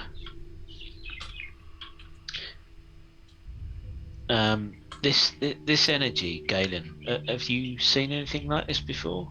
Is it dangerous, do you think? I have no idea what it is. I've moved up, by the way, Dave. Okay. Yep. Is there anything on the table here next to me? No, it looks like there is. There are various instruments. Most of them seem to be mathematical in nature. There are rulers, there are compasses, there are things, and some of it's actually do an intelligence check for me. Ooh, I'm good at that.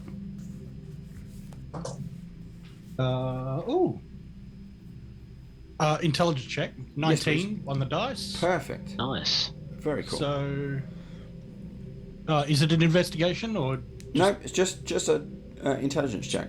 So that's a 25. That's cool. 19 is good enough, but that's cool. So you start to look around. What I'm going to say is you're gonna plonk yourself down in that chair. You start looking at the tools and the various notes. It's kind of like notes are just shuffled everywhere. Bits and pieces of paper are scrawled on. There are torn up notes as if like that's wrong. Some are folded, and a lot of them are diagrams. Some of them are kind of spherical in nature and leading with straight lines drawn with a ruler to what appears to be various triangle shapes. The measurements that they're saying seems to, the way you understand it, this isn't distance. This is some kind of notes about space and time.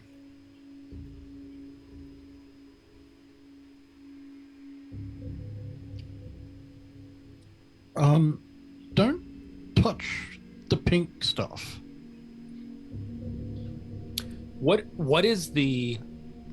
You said everybody's getting like their own, or what would I be seeing? What is the flash of the familiar scene that do a wisdom check for me.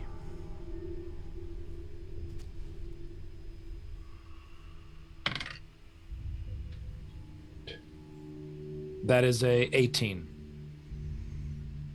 What I'm going to say is during that moment, you can see Galen kind of going through the notes behind you, and as you kind of look back into the pink lightning, for a split second, you recognize a scene from your childhood, and you can tell us what that is. Okay. I'm sorry. You want me to tell you what that is? If you want to, yeah. So, yeah. Well, I don't know that I would say it out loud, but just for game sense, what Smigs sees is a moment in his life. He was very young and always kind of wanting to be adventurous and being a hero and trying to like interact with like, you know, other beings and feeling kind of left out or shunned, made fun of, and not feeling that, you know, he was on par with everyone else and feeling ashamed about that. Okay. So that's the scene that Smigs would see. And there's something about it. It could be a room, a location, but something about it, you instantly piece that together. I want to try something. I want to take that chair and like touch it against the lightning and see what happens. Okay. You pick up the chair. Galen's sitting on the chair, but you can pick up the chair. Oh. Get him off the chair. I asked Galen if I could. Of course.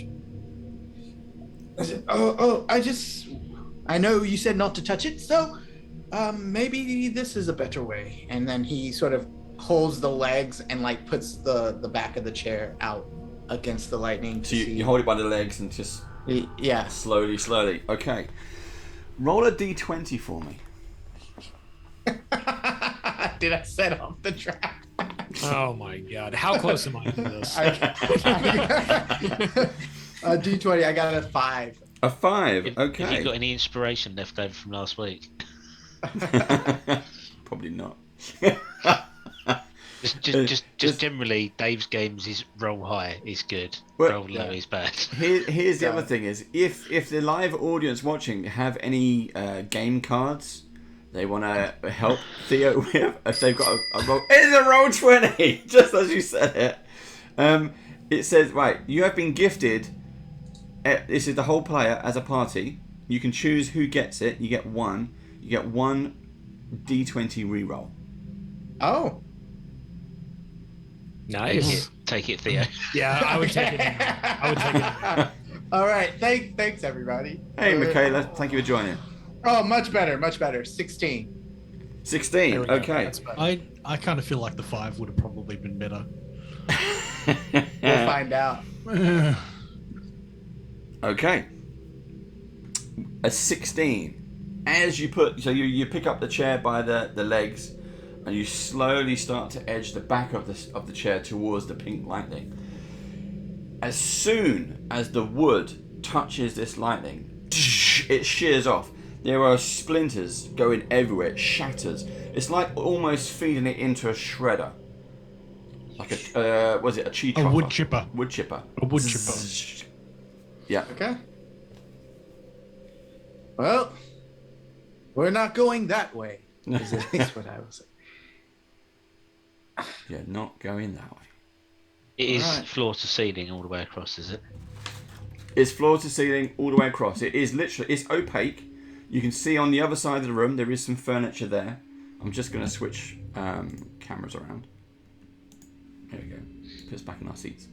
So you can see on the other side there is furniture there and bits and pieces. So you've got this huge wall of pink lightning. Okay. The woman that we were chasing, we believe she came this way. The scientist, doctor. Are you talking to me or are you talking to them?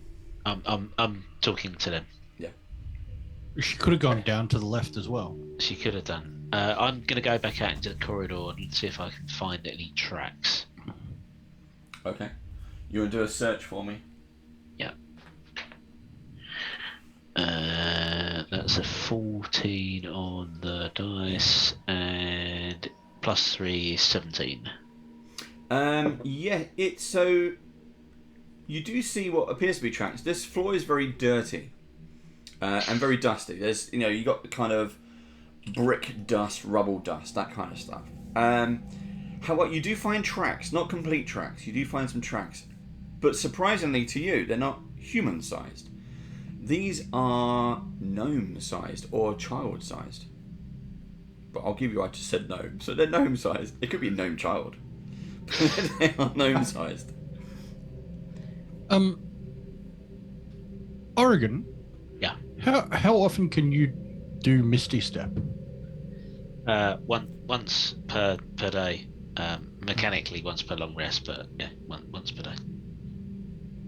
I retrieve the ability when I prepare my spells for the next day. You're gonna see Smigs kind of thinking to himself, well, we got that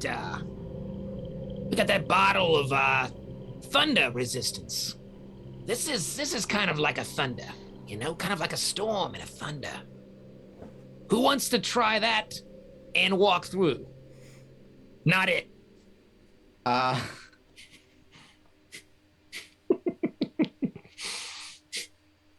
Little bit of thunder, a little bit of lightning. You know what? I said I was going to avenge River.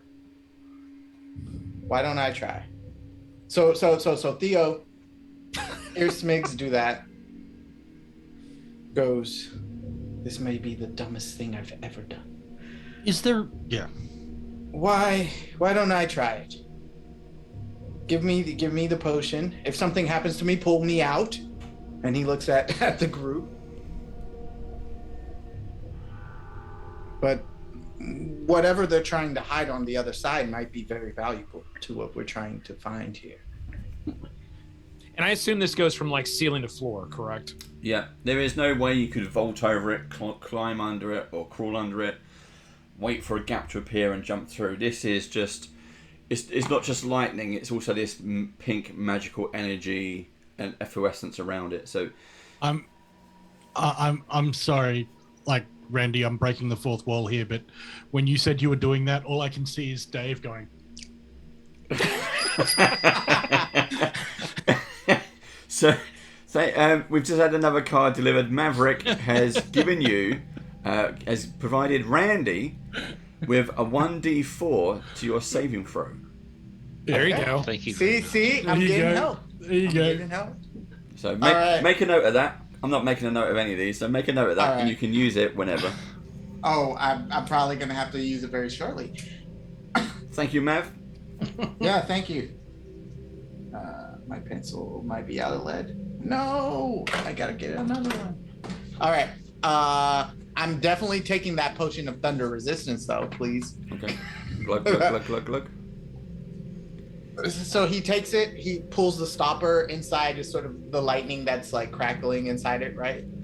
He goes, he smells it, and it smells disgusting.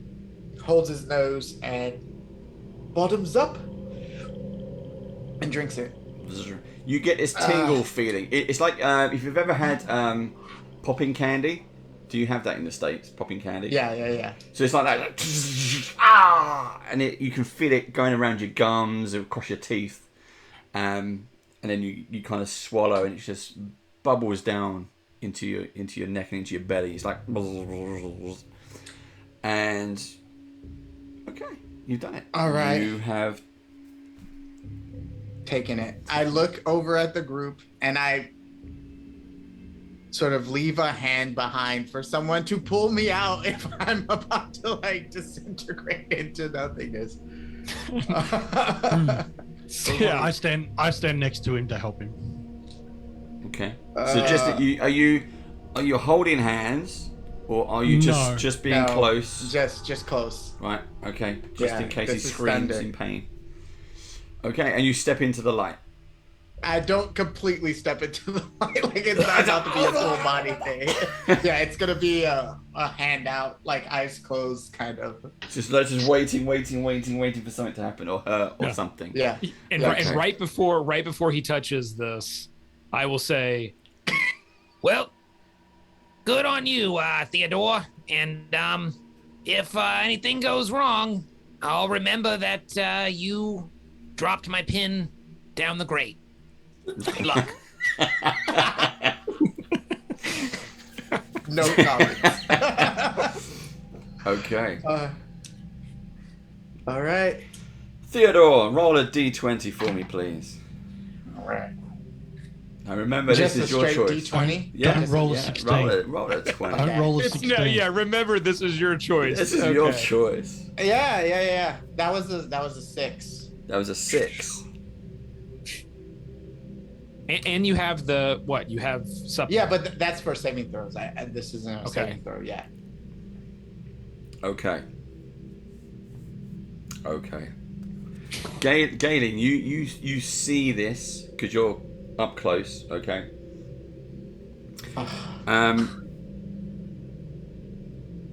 Theodore, can you roll another d20 for me, please? Yeah. Oh, sorry. Yes. He's nervous now. I am. I almost dropped it off the table. That's an 18. An 18. Oh crap. Theo, what is your age? Oh Yeah. God. Oh no. He's about 29.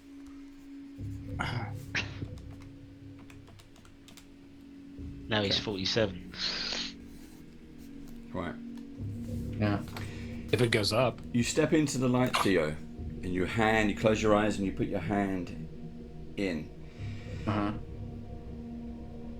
Immediately, you feel your life essence being pulled through your body, down your arm, through your fingers, and into the lightning. Galen, you see Theodore immediately kind of wilt under as soon as he makes contact.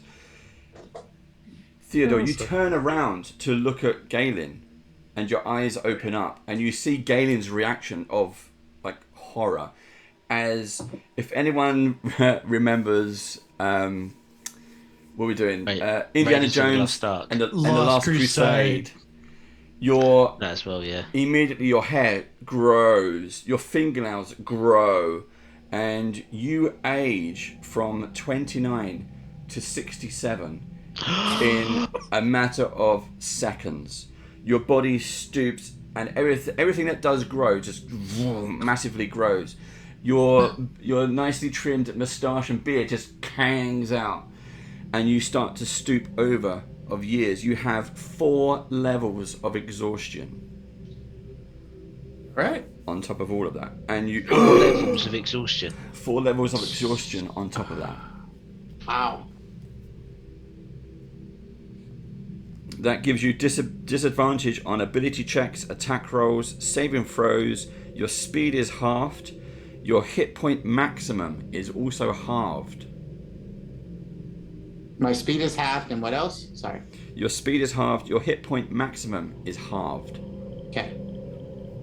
So, get 1 more level of exhaustion. Is there anything in these notes that describes what this could possibly be, or a way through it, or a way to turn it off? The folded over notes or anything like that?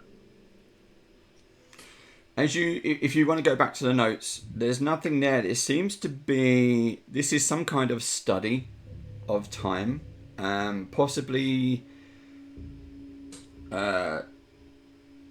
teleportation. There was definitely an element of time transport. So the time accelerated inside Theodore, inside his body, but he was not transported anywhere. Whereas Smigs thinks he saw potentially a physical location of his past. So interesting. Yeah. Well, it seems the potion of thunder did not, in fact, work. That is correct. You are severely exhausted. You're like, oh, Oh, if only you had a chair to sit on, but you. Yeah, I'm looking for a chair. You see Theodore sort of walk over to the wall, shaking, putting his hand on it, and sort of sliding down to sit down. No, I'm just gonna rest a moment. Because of all of it, you can barely walk. If you, it's even your backpack, your weapons. Yeah. It's just weight. Yep. I would like to test this just once more. So, I think for a moment, and then what? I create a flower pot with a flower, just a decorative, nothing. And I use my mage hand, and to deliver it. Through with using my mage hand. Okay, roll a d20. Ooh. You could do this the whole time? Yeah. 7. A 7. What kind of plant did you conjure? A tulip. Okay. A red tulip. So as it goes in, the mage hand is fine. Nothing happens when the fingers of the mage hand enter the pink lightning. As soon as, and the pot is fine too, as soon as the flower, the living thing, touches this pink lightning, you see it immediately bloom, wither, and die. It doesn't turn to dust, it blooms, withers, and dies in like a second.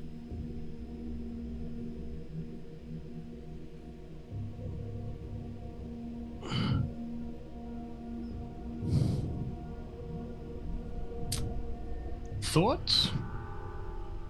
Can we see through this? Like, can we see that it stops at a certain point on the other side of the room?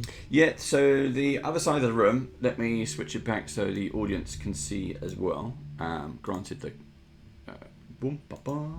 camera angle isn't great, but you can kind of see there is some furniture on the other side. There appears what to be another table and a bookcase. Past that, this corridor ends at a door. Is there any switches or anything on the opposite side of the room? No, not that you can see. Okay. Any, like the bookshelves, is it full of books? It's a bit of a hodgepodge collection. So there is various knickknacks. There are some books, but there's also space on the shelves. Spare pencils, a pen pot, that kind of thing. Nothing on the table to the right. No, these are literally just notes, experiments. All right. On the other table, not much. No. All right, guys. I got an idea. Now, granted, the potion didn't work. Sorry, Theodore. However, this does have another side. Maybe from this side, you age. But from the other side, you get younger.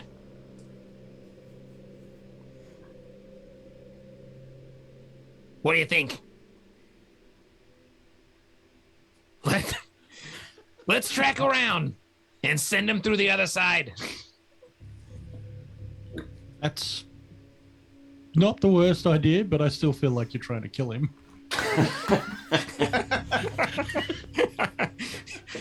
I'm literally in my head thinking, I'm gonna get my damn pen back. That pen. Yeah. I know he's got it. You believed me for half a second, and then you were like, no, absolutely not.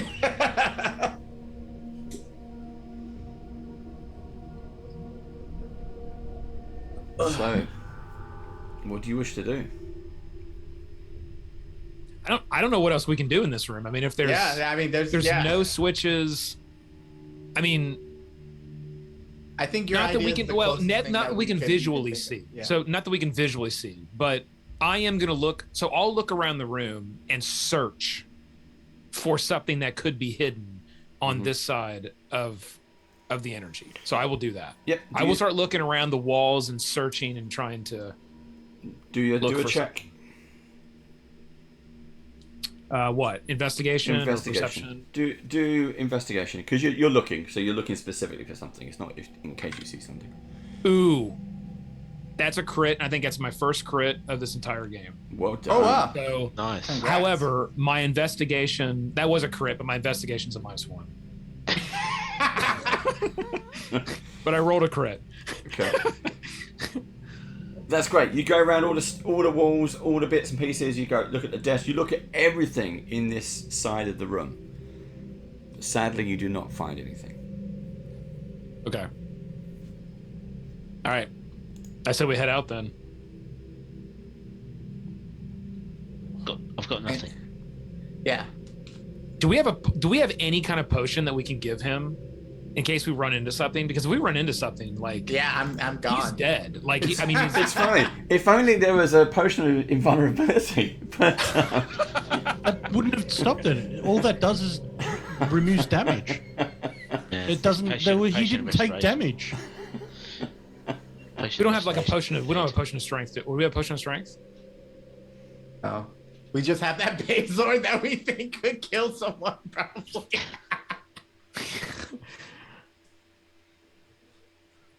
Oh, this is no good. This is not good. Yeah. Yep.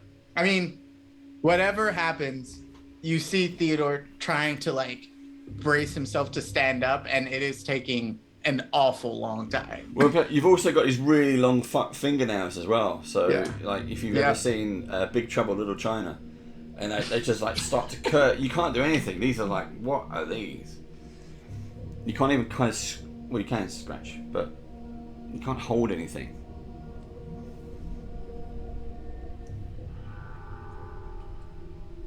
Okay, All right. let's move out. I don't know what else to do. Yeah. Yeah. Yeah, me neither. But we I do mean- have a potion of strength, correct? Growth, wasn't it? I have a potion of growth, but I thought, Steve, I thought you had like an actual potion of like empowerment of strength or something. No. Okay. We because I bought the plate mill. All right. So I guess we could have a really big old Theodore. Long hair, long beard, just grayed. Yeah, it's great. Okay. Well, then I guess we'll slowly start. Is that what everybody wants to do? Like slowly start backing down the stairs and towards that corridor? I mean, other than going and We leaving moved sleep 15 for 4 feet. days, I don't know how we're going to remove the levels of exhaustion. Yeah. That's that's the biggest problem we have at the moment is the exhaustion, not the age. It's exhaustion.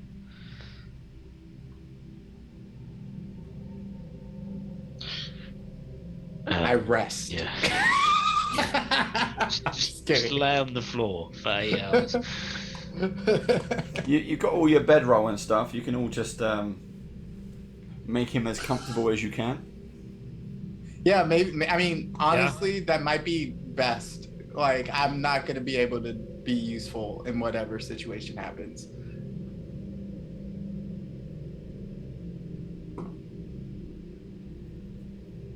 But then he won't be on. Like if we make our way around to the other side. Right. That's fair. Yeah. Okay, it's decision time. I can get over to the other side using Misty Step, but I But can't. what if you can't get back? Yeah. Yeah. So, Yeah. Then we're split. I don't think you should go. I didn't think you should do it.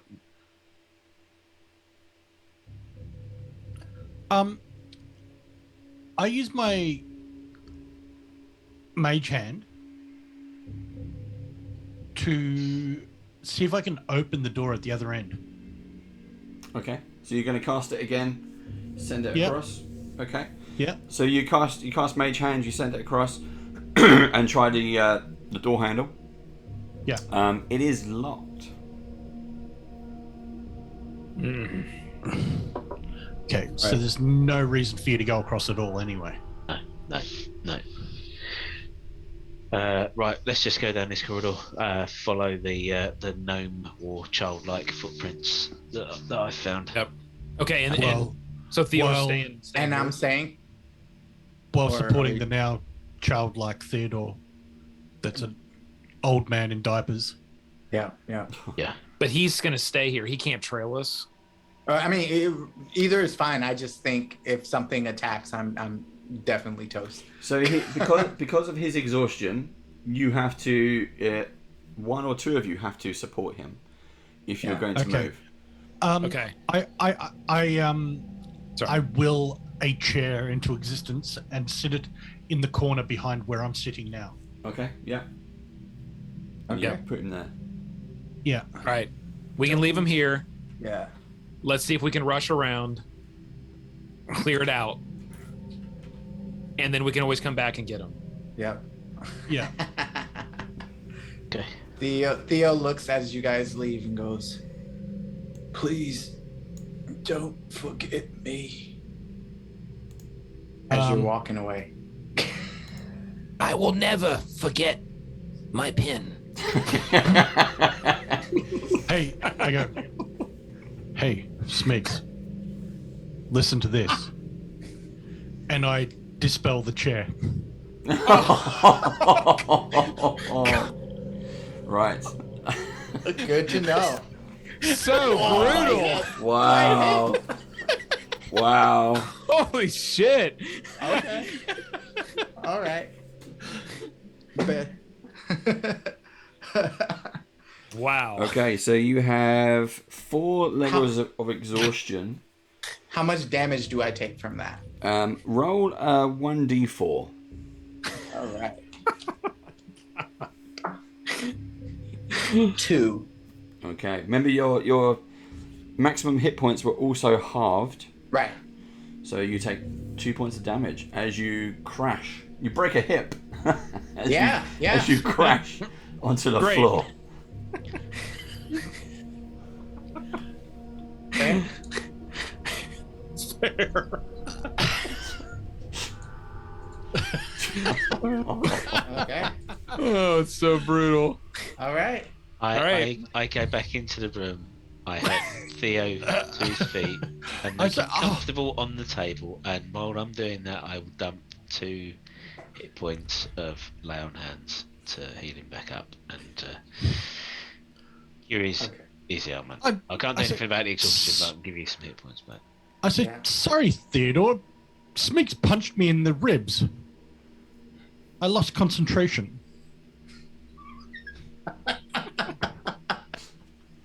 Yeah. Oh, man. Thank you, Oregon.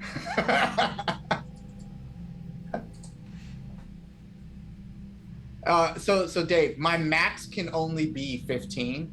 Okay. Right? Yeah. Now, is that true, or can I go up past that? No, right. With While this you're under this. While I'm effect. like this, cool. Yeah. Got it. Just making sure. Yeah. So I'm back as full as I could have been. So. Yes. Thank you. Okay. Okay, we follow the tracks around the corridor. Okay. What a situation. This is a turn of events, isn't it? Yeah, this is a turn. This is a little bit of a turn of events. I was thinking it was gonna make me younger. I was not thinking older. Not this old. This is such a cool surprise. I thought maybe you could make it through and it would just do some damage, but you get some resistance. But yeah, this is a turn of events. Good job, Cobalt Press. Yes. Okay. You should see what. So, I mean, it's a random table. You should see what else is on there. You know, Yeah, the could've been lights you enough. get for the mosquitoes and flies in the garden, the blue lights. I mean, that's a pink light for PC attraction, isn't it? Yes. We've just basically willingly walked into it and killed ourselves. Yeah. Galen, somebody just gave you a card. You have a 1d4 for your next roll on damage. Ooh. Nice. Not to Theo. Not to no. Theo. Yeah. He's going to destroy the table he's sleeping on.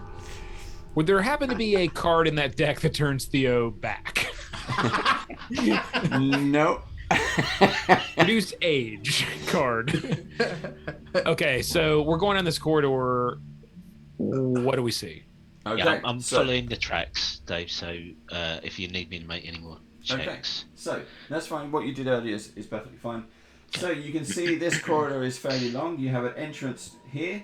You have a collapsed wall and tunnel here. The corridor continues to go down quite a fair way. You have a, can you see that? A second opening. Yep. And then it goes all the way down. Let me take that off. Don't need it there. This goes all the way down. We have another door here. And that is a dead end. So, okay. I'm gonna curve off to the left where the kind of rubble is. Yeah. Because I feel like anytime I see a spot like this, there's gonna be treasure, because I remember like I found treasures at a similar location. So is it something that, can I get through? Can I see through, or is it completely collapsed? No, you can. It's the Tomb Raider moment where you got to kind of shimmy through the gravel wall. For whatever reason, this wall has collapsed. It's cracked. You know, it's been X amount of years. It's underground. Whatever has broken this open has done it. Oregon, you notice the tracks that you're following seem to go this way. Okay. Then I will focus on that corridor. When I reach the corner, I'll peer down in that direction, please, and see what's there. Okay. And I'm just looking down the. I'm not shimmying yet. I'm just. Okay. I'm kind of looking, investigating. Yeah. Let's do this one first, because this one is a clear, empty room. So this room is filled with crates and barrels.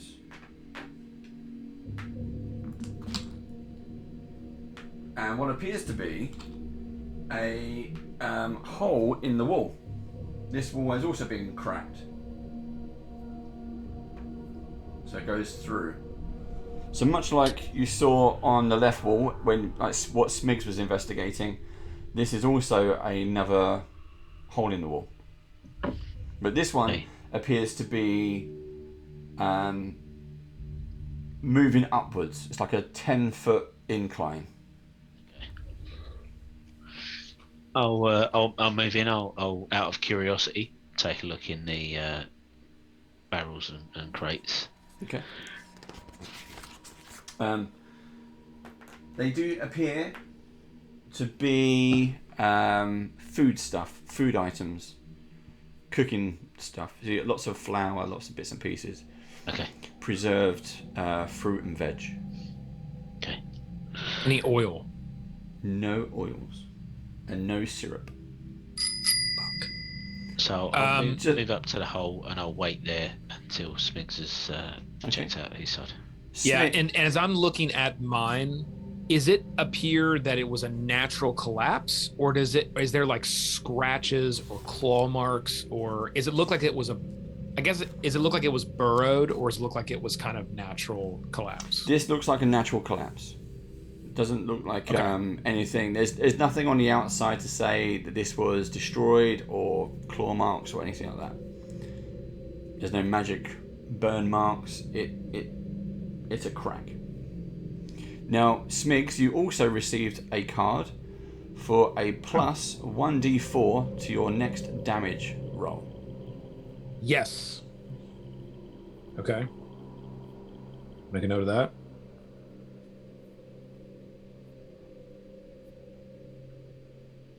And thank you for the cards, everyone. Thank you for the cards. Yeah, these cards are super cool. I love this. This is fun. Hey, Oregon. I found a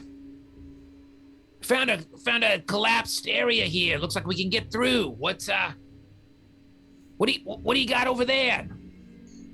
Well, the tracks that I found, these gnome tracks, they seem to go through a similar sort of cracked and collapsed wall in this direction, but it raises up slightly. There's a bit of an incline upwards. Well, I feel like maybe we should follow the tracks. So let's go your way, and I'll run over to him. Okay. I'll enter into the. I'll follow behind. Okay, you're going through? I am going through. Okay, so this is... it's another Tomb Raider moment. Apart from this one is angling up. Slightly at a curve, but goes up in not a curve, kind of diagonal. And it takes you... Can you see that okay? Yep. Mm-hmm. Right, Yeah. let's have a look at this. So...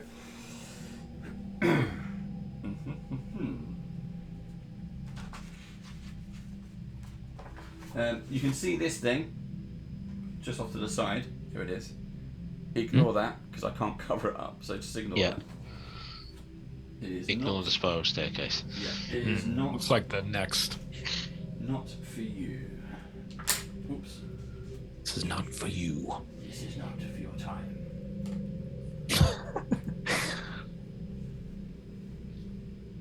So as you enter, you see a room. There's a table. There's that. I'm going to. I'll do this and then I'll read the room out for you.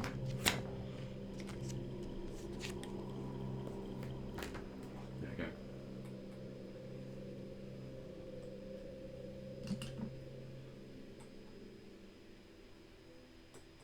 And although Theodore is kind of having a nap, Randy, if you wish to help the players, you can. Ow. You can at least problem solve. Got it. Right. Let's read out this description for you.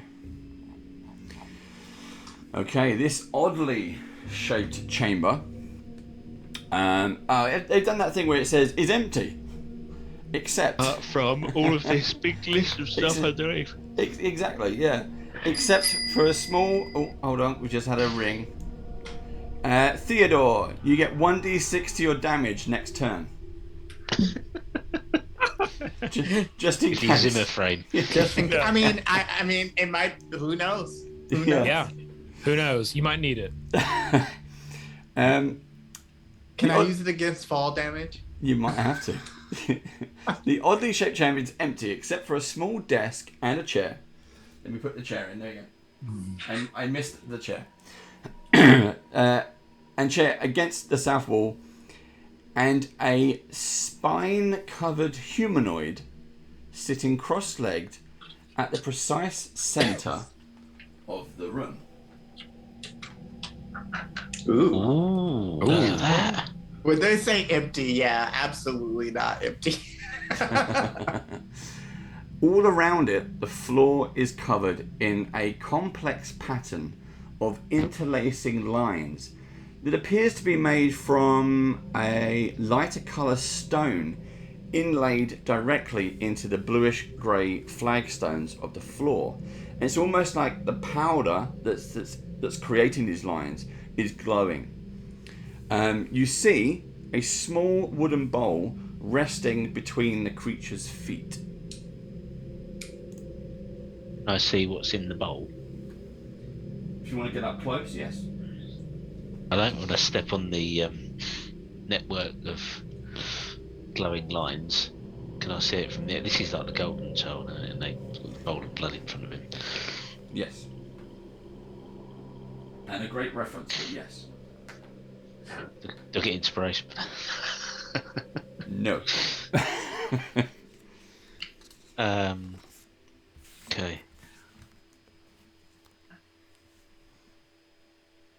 I don't want to get on these lines. They look, well, it looks like it could be some kind of prison, maybe. Galen, do you have any expertise in these sort of things? It seems to be more okay. What does the creature look like? Is it looking at us? Does it see us, or what? It is a barbed devil. Ooh. Okay. Is it looking at us? It's no. It's mostly looking at the bowl of food. Smigs, you've just received a card. It's a 1d4 to your saving throws. Okay.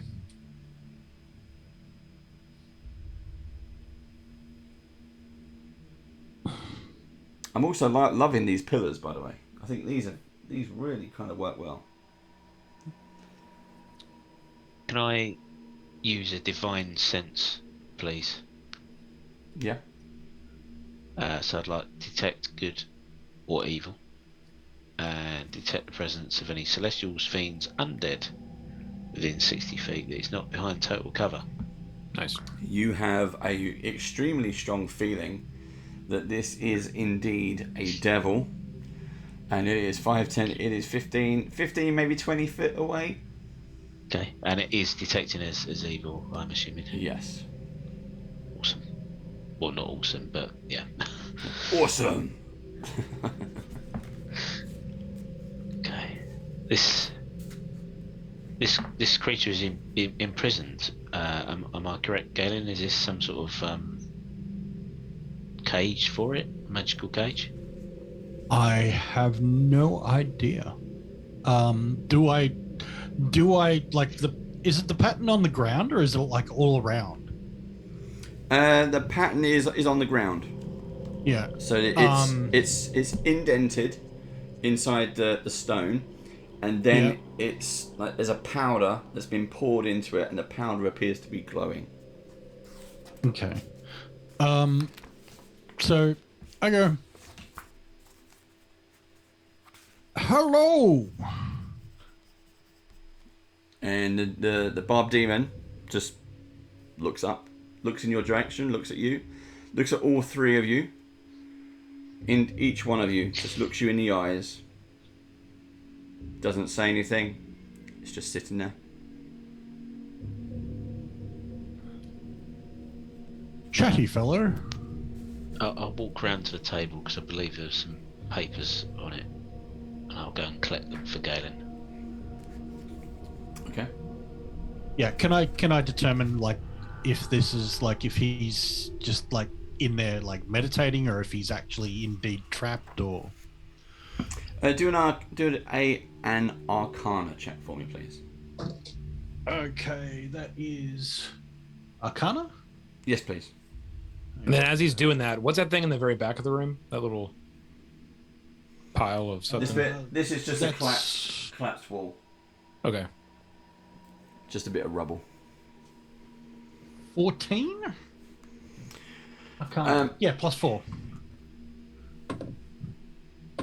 You 14 plus 4, yeah?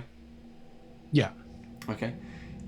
Yes, as far as you're aware of how these summoning circles work, this devil has been summoned and he cannot leave the summoning circle unless he is sent back to hell or he is released from the circle. Okay. So he's just looking at his food bowl, is he? Yep. And he's looking up at you now that you've addressed him directly. But he's not talking to you, he's just looking at you.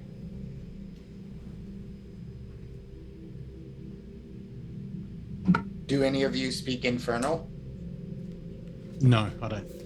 Oh, you know who does? Theodore. Oh. Just had to throw that one in there. Mister, take my chair.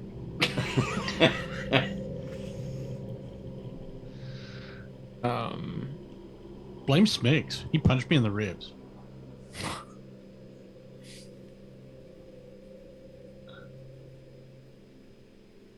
Do we think maybe they're summoning these beasts for experimentation?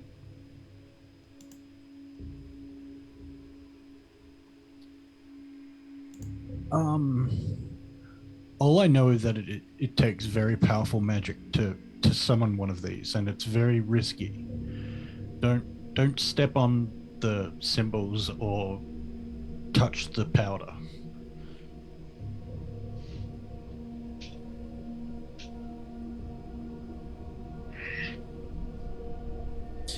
Was there papers on the table, Dave? No, these are certainly not the same as what you found in the pink room. These are just scribbles, rotted paper, nothing of concern. Then I'll make my way to the other side of the room.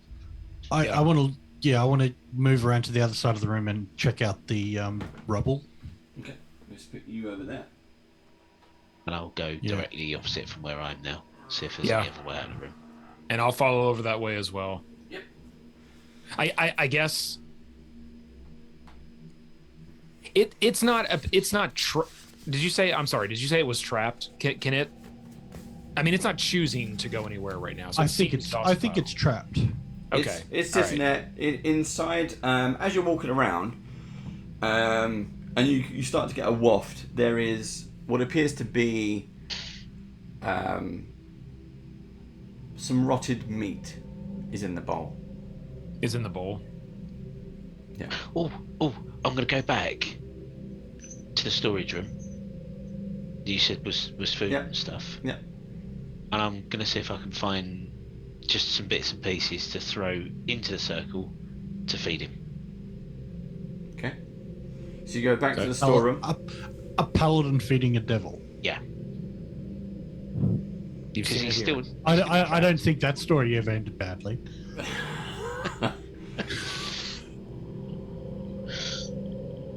He's trapped. He's being used for something. So inside of various food types. Sympathy. What do you want to pick up? Something meaty, protein-wise. Okay. There's all kind of salted beefs and stuff like that. Something like that will do. Yeah, I'll take a handful of that. Yeah. Or a leg of ham, that kind of stuff. Yes. Okay. And you go back to the circle. And I throw it at the devil. Okay. He catches it. Looks at it, smells it, kind of puts it down next to the bowl, looks back at you and kind of eyes you up and down and just kind of bows and nods. Okay, I go back to looking for an exit on the right hand side of the room then, please. Okay, so on the other side of the room, can you see that okay? There we go. Yes, yes, good. Where you go. So, boom, boom. You can see the other side of the door to the pink room. And also a stairwell leading down to a lower level.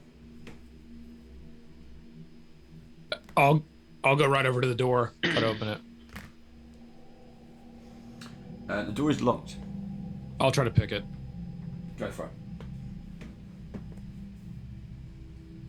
And that's I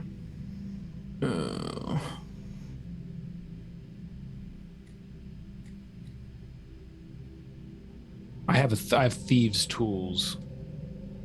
Yeah. 4 on the die. No, it doesn't work.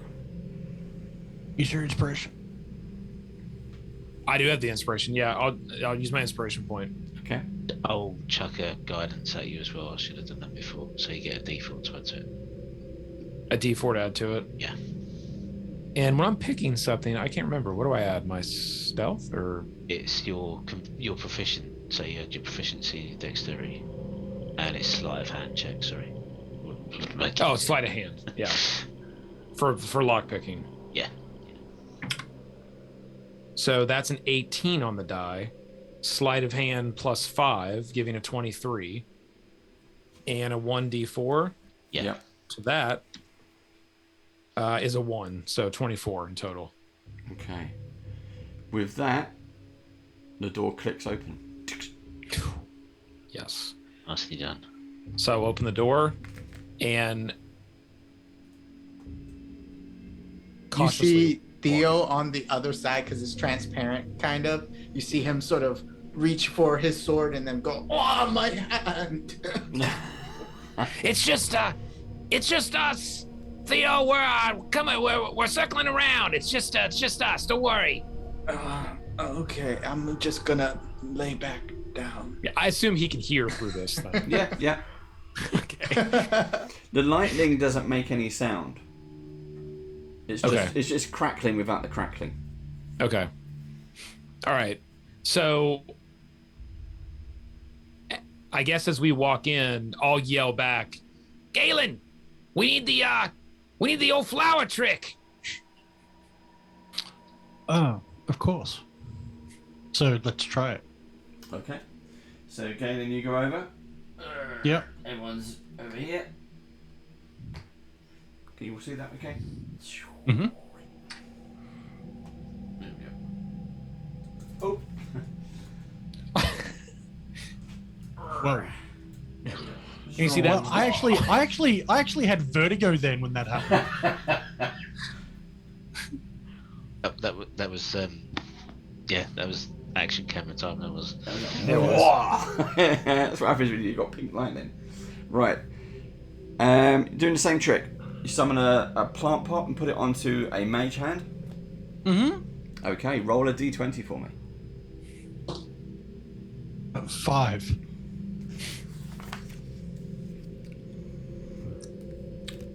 Okay. This time is a little bit different. So as the hand goes in, it's perfectly fine. The pot, perfectly fine. And assuming it's a tulip again. Yep.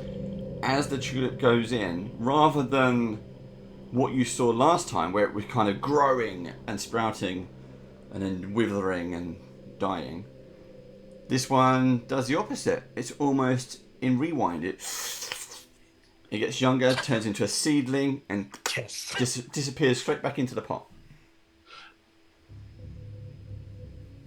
Good job, Smigs. It's the worst roll ever. Completely out of character. We're all now convinced this is a way to cure him. Hey, Theo, come over here and walk back through this way. Yeah. We did it. We did it, guys. We did it. Somebody double around. I'll head back round the way we've just come, and I'll aid Theo in walking back to this side of the lightning. Okay.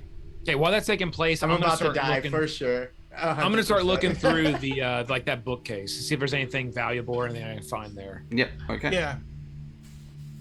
You flick through the various books and things. None of it makes sense. None of it here kind of has anything that would be of use to you. I'm just checking the. Yeah, that's fine. So none of the stuff in here looks like it's going to make any sense to you. What about me? Do an intelligence check or an arcana check. It's the same thing anyway, but. Oh, natural 20. Natural 20. Nice. Oh. What do you think? What do you think, Galen? Is it these books mean anything to you? And I'll just hand him like a stack of books. So yeah, natural 20 with a so 24. So, looking through these books plus the notes that you knew before, you kind of line them out on the table. It is all types of theories of time. Now that could be multiple dimensions. It could be time travel, time location travel, time travel within the same space or location over a distance of time, as in teleportation. All of this, and some of these are published. These are old. Okay, some of these books are really old. Okay. Some of them are written in Elvish. Some are written in. I can actually read Elvish.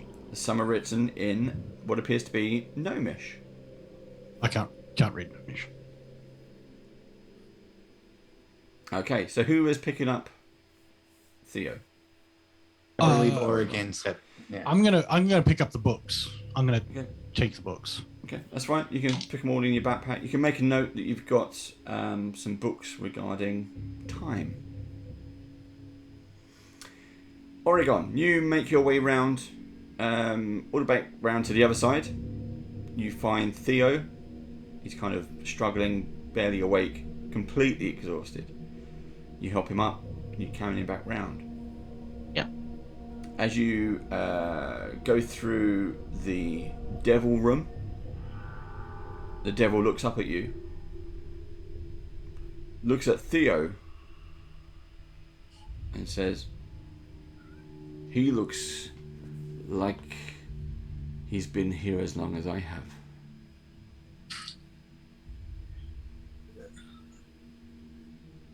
I definitely feel look like at the it. devil oddly because he hasn't made any noise previously, and then continue on. So I don't know if you want to say anything there. I will. I mean, I'll just say, well, sure. I will sort of. I mean, I didn't know that he didn't talk to you. How long have you been here? I'm not in the room, but did he say this in common? Yes. Oh, sorry. I assumed that he said it in Infernal. My Sorry. mistake. In that case, I will stop. Yeah, I will say, how long have you been here? Or how long have you been here? I love it. I was summoned. I have been asked questions of. And I think you were meant for me.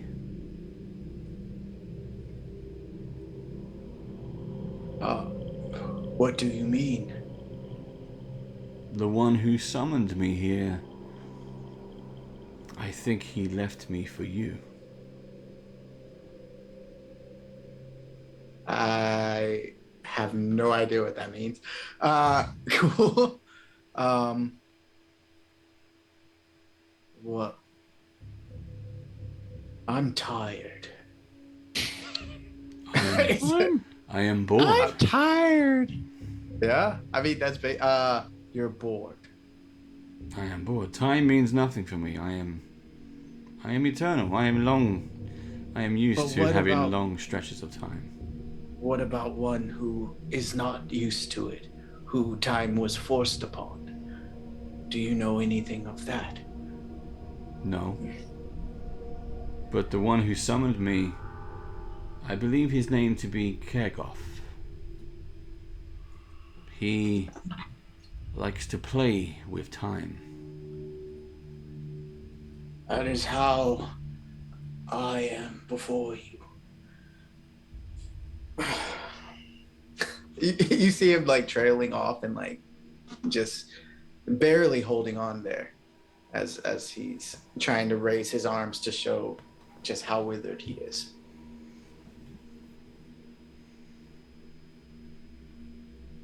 Do you know if Kergoth could reverse this? There is all kinds of magic in the universe. It doesn't mean that Kergoff can tap into all of it. I am sure that even if you had a wish, it could undo what has happened to you. Or maybe you like it. I don't know. I do not.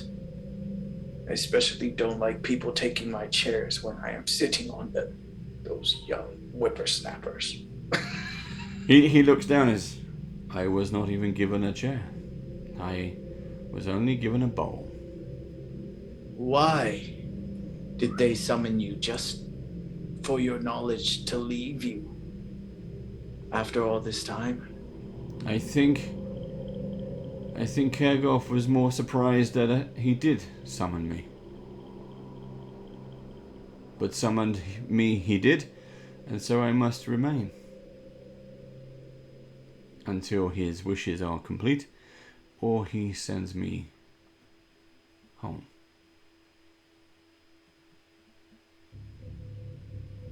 Can only Kergoff send you home? No. You would have to defeat me in battle for me to whip. I will say it was kind of dramatic. It's moving That's on its kinda own. cool. It It was was awesome as that was zooming in as we're having the conversation. It was like doing its own thing, man. It was adding some dramatic effect. The Cam was in the moment. Right.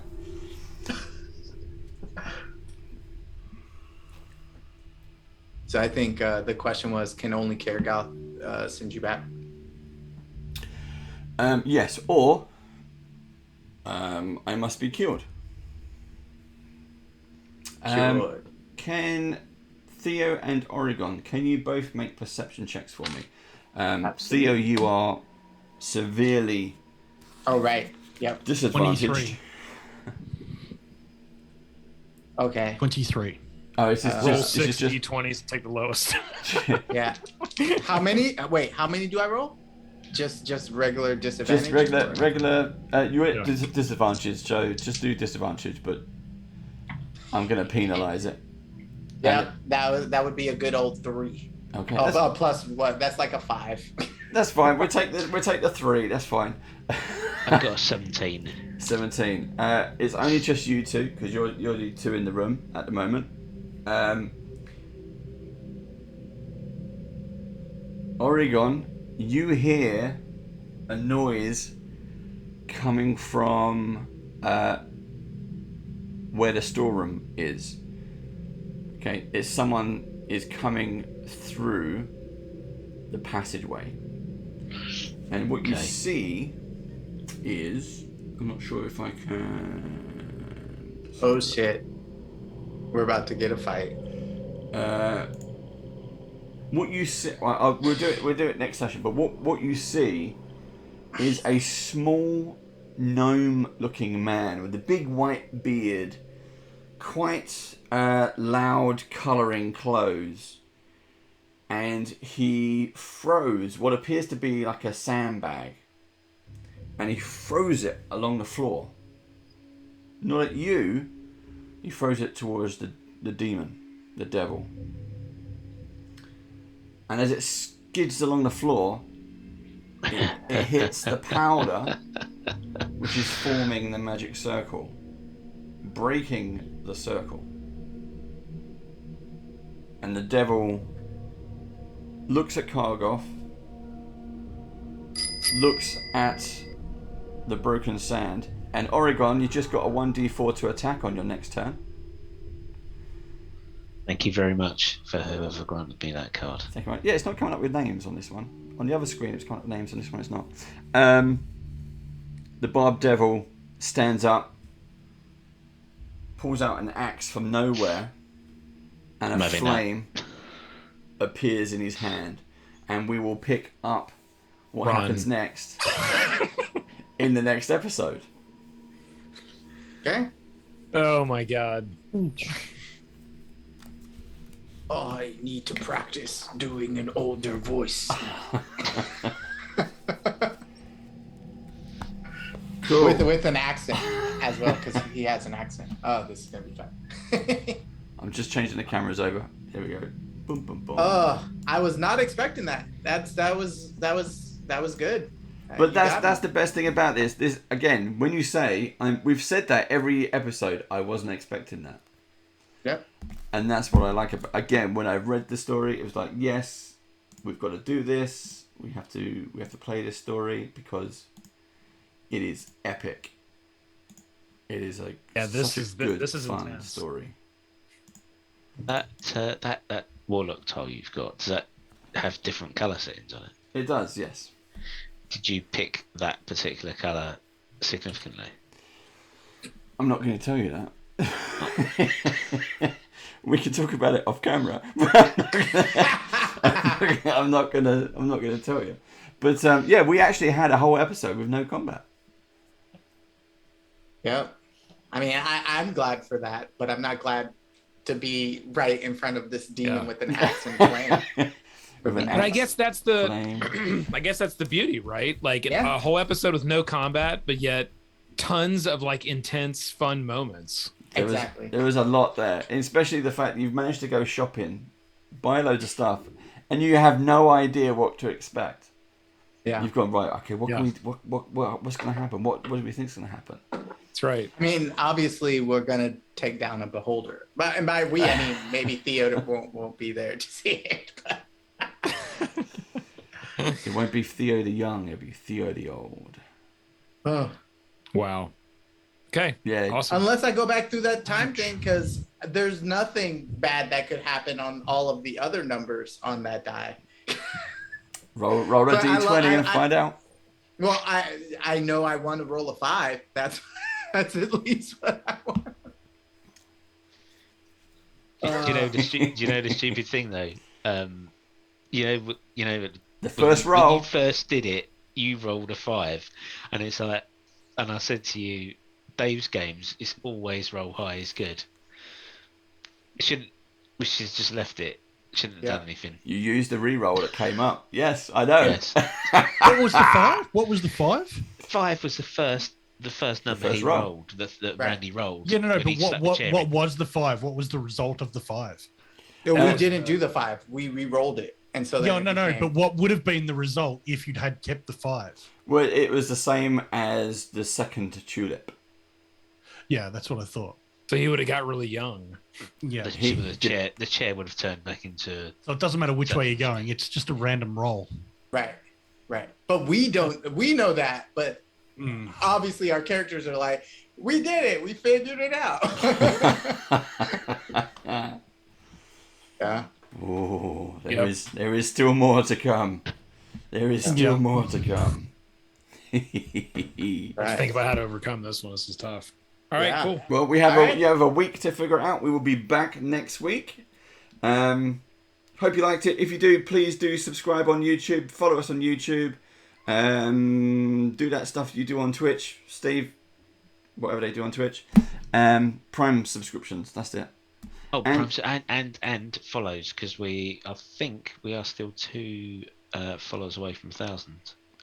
2 follows away from 1,000. All you got to do is click that little heart. Yeah. Totally free. Totally free if you click that little heart. Yeah. 2 more, we hit 1,000. Or spend some euros and get some cards, and then you can help out the players. You got to collect them all anyway, but there's a good selection of cards in there. Some really nice stuff coming up, and if you have any ideas, do let us know. We would love to keep adding to those kind of cards. They're really cool. Right, just like a 10-minute redact would be good sometimes, wouldn't it? Just hand a card. Reverse 10 minutes of time. Yeah. Ooh. Yeah. That could be good. Yeah, well, That could what be was a good it? legendary card. What was the what was that in? You had one minute of reverse time or something, wasn't it? What was that in? It wasn't Doctor Strange, it was something else. No, wasn't that the one with Nicolas Cage? You could see like 5 minutes into the future or something.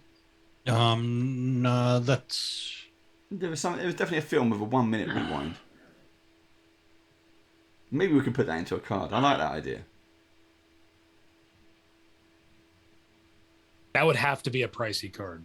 Yes, we'll make it epic or legendary. Yeah, that would have to be a legendary card. Rewind 10 seconds, so you can undo a choice or a decision, or pretty much a round. Was it Galaxy Quest?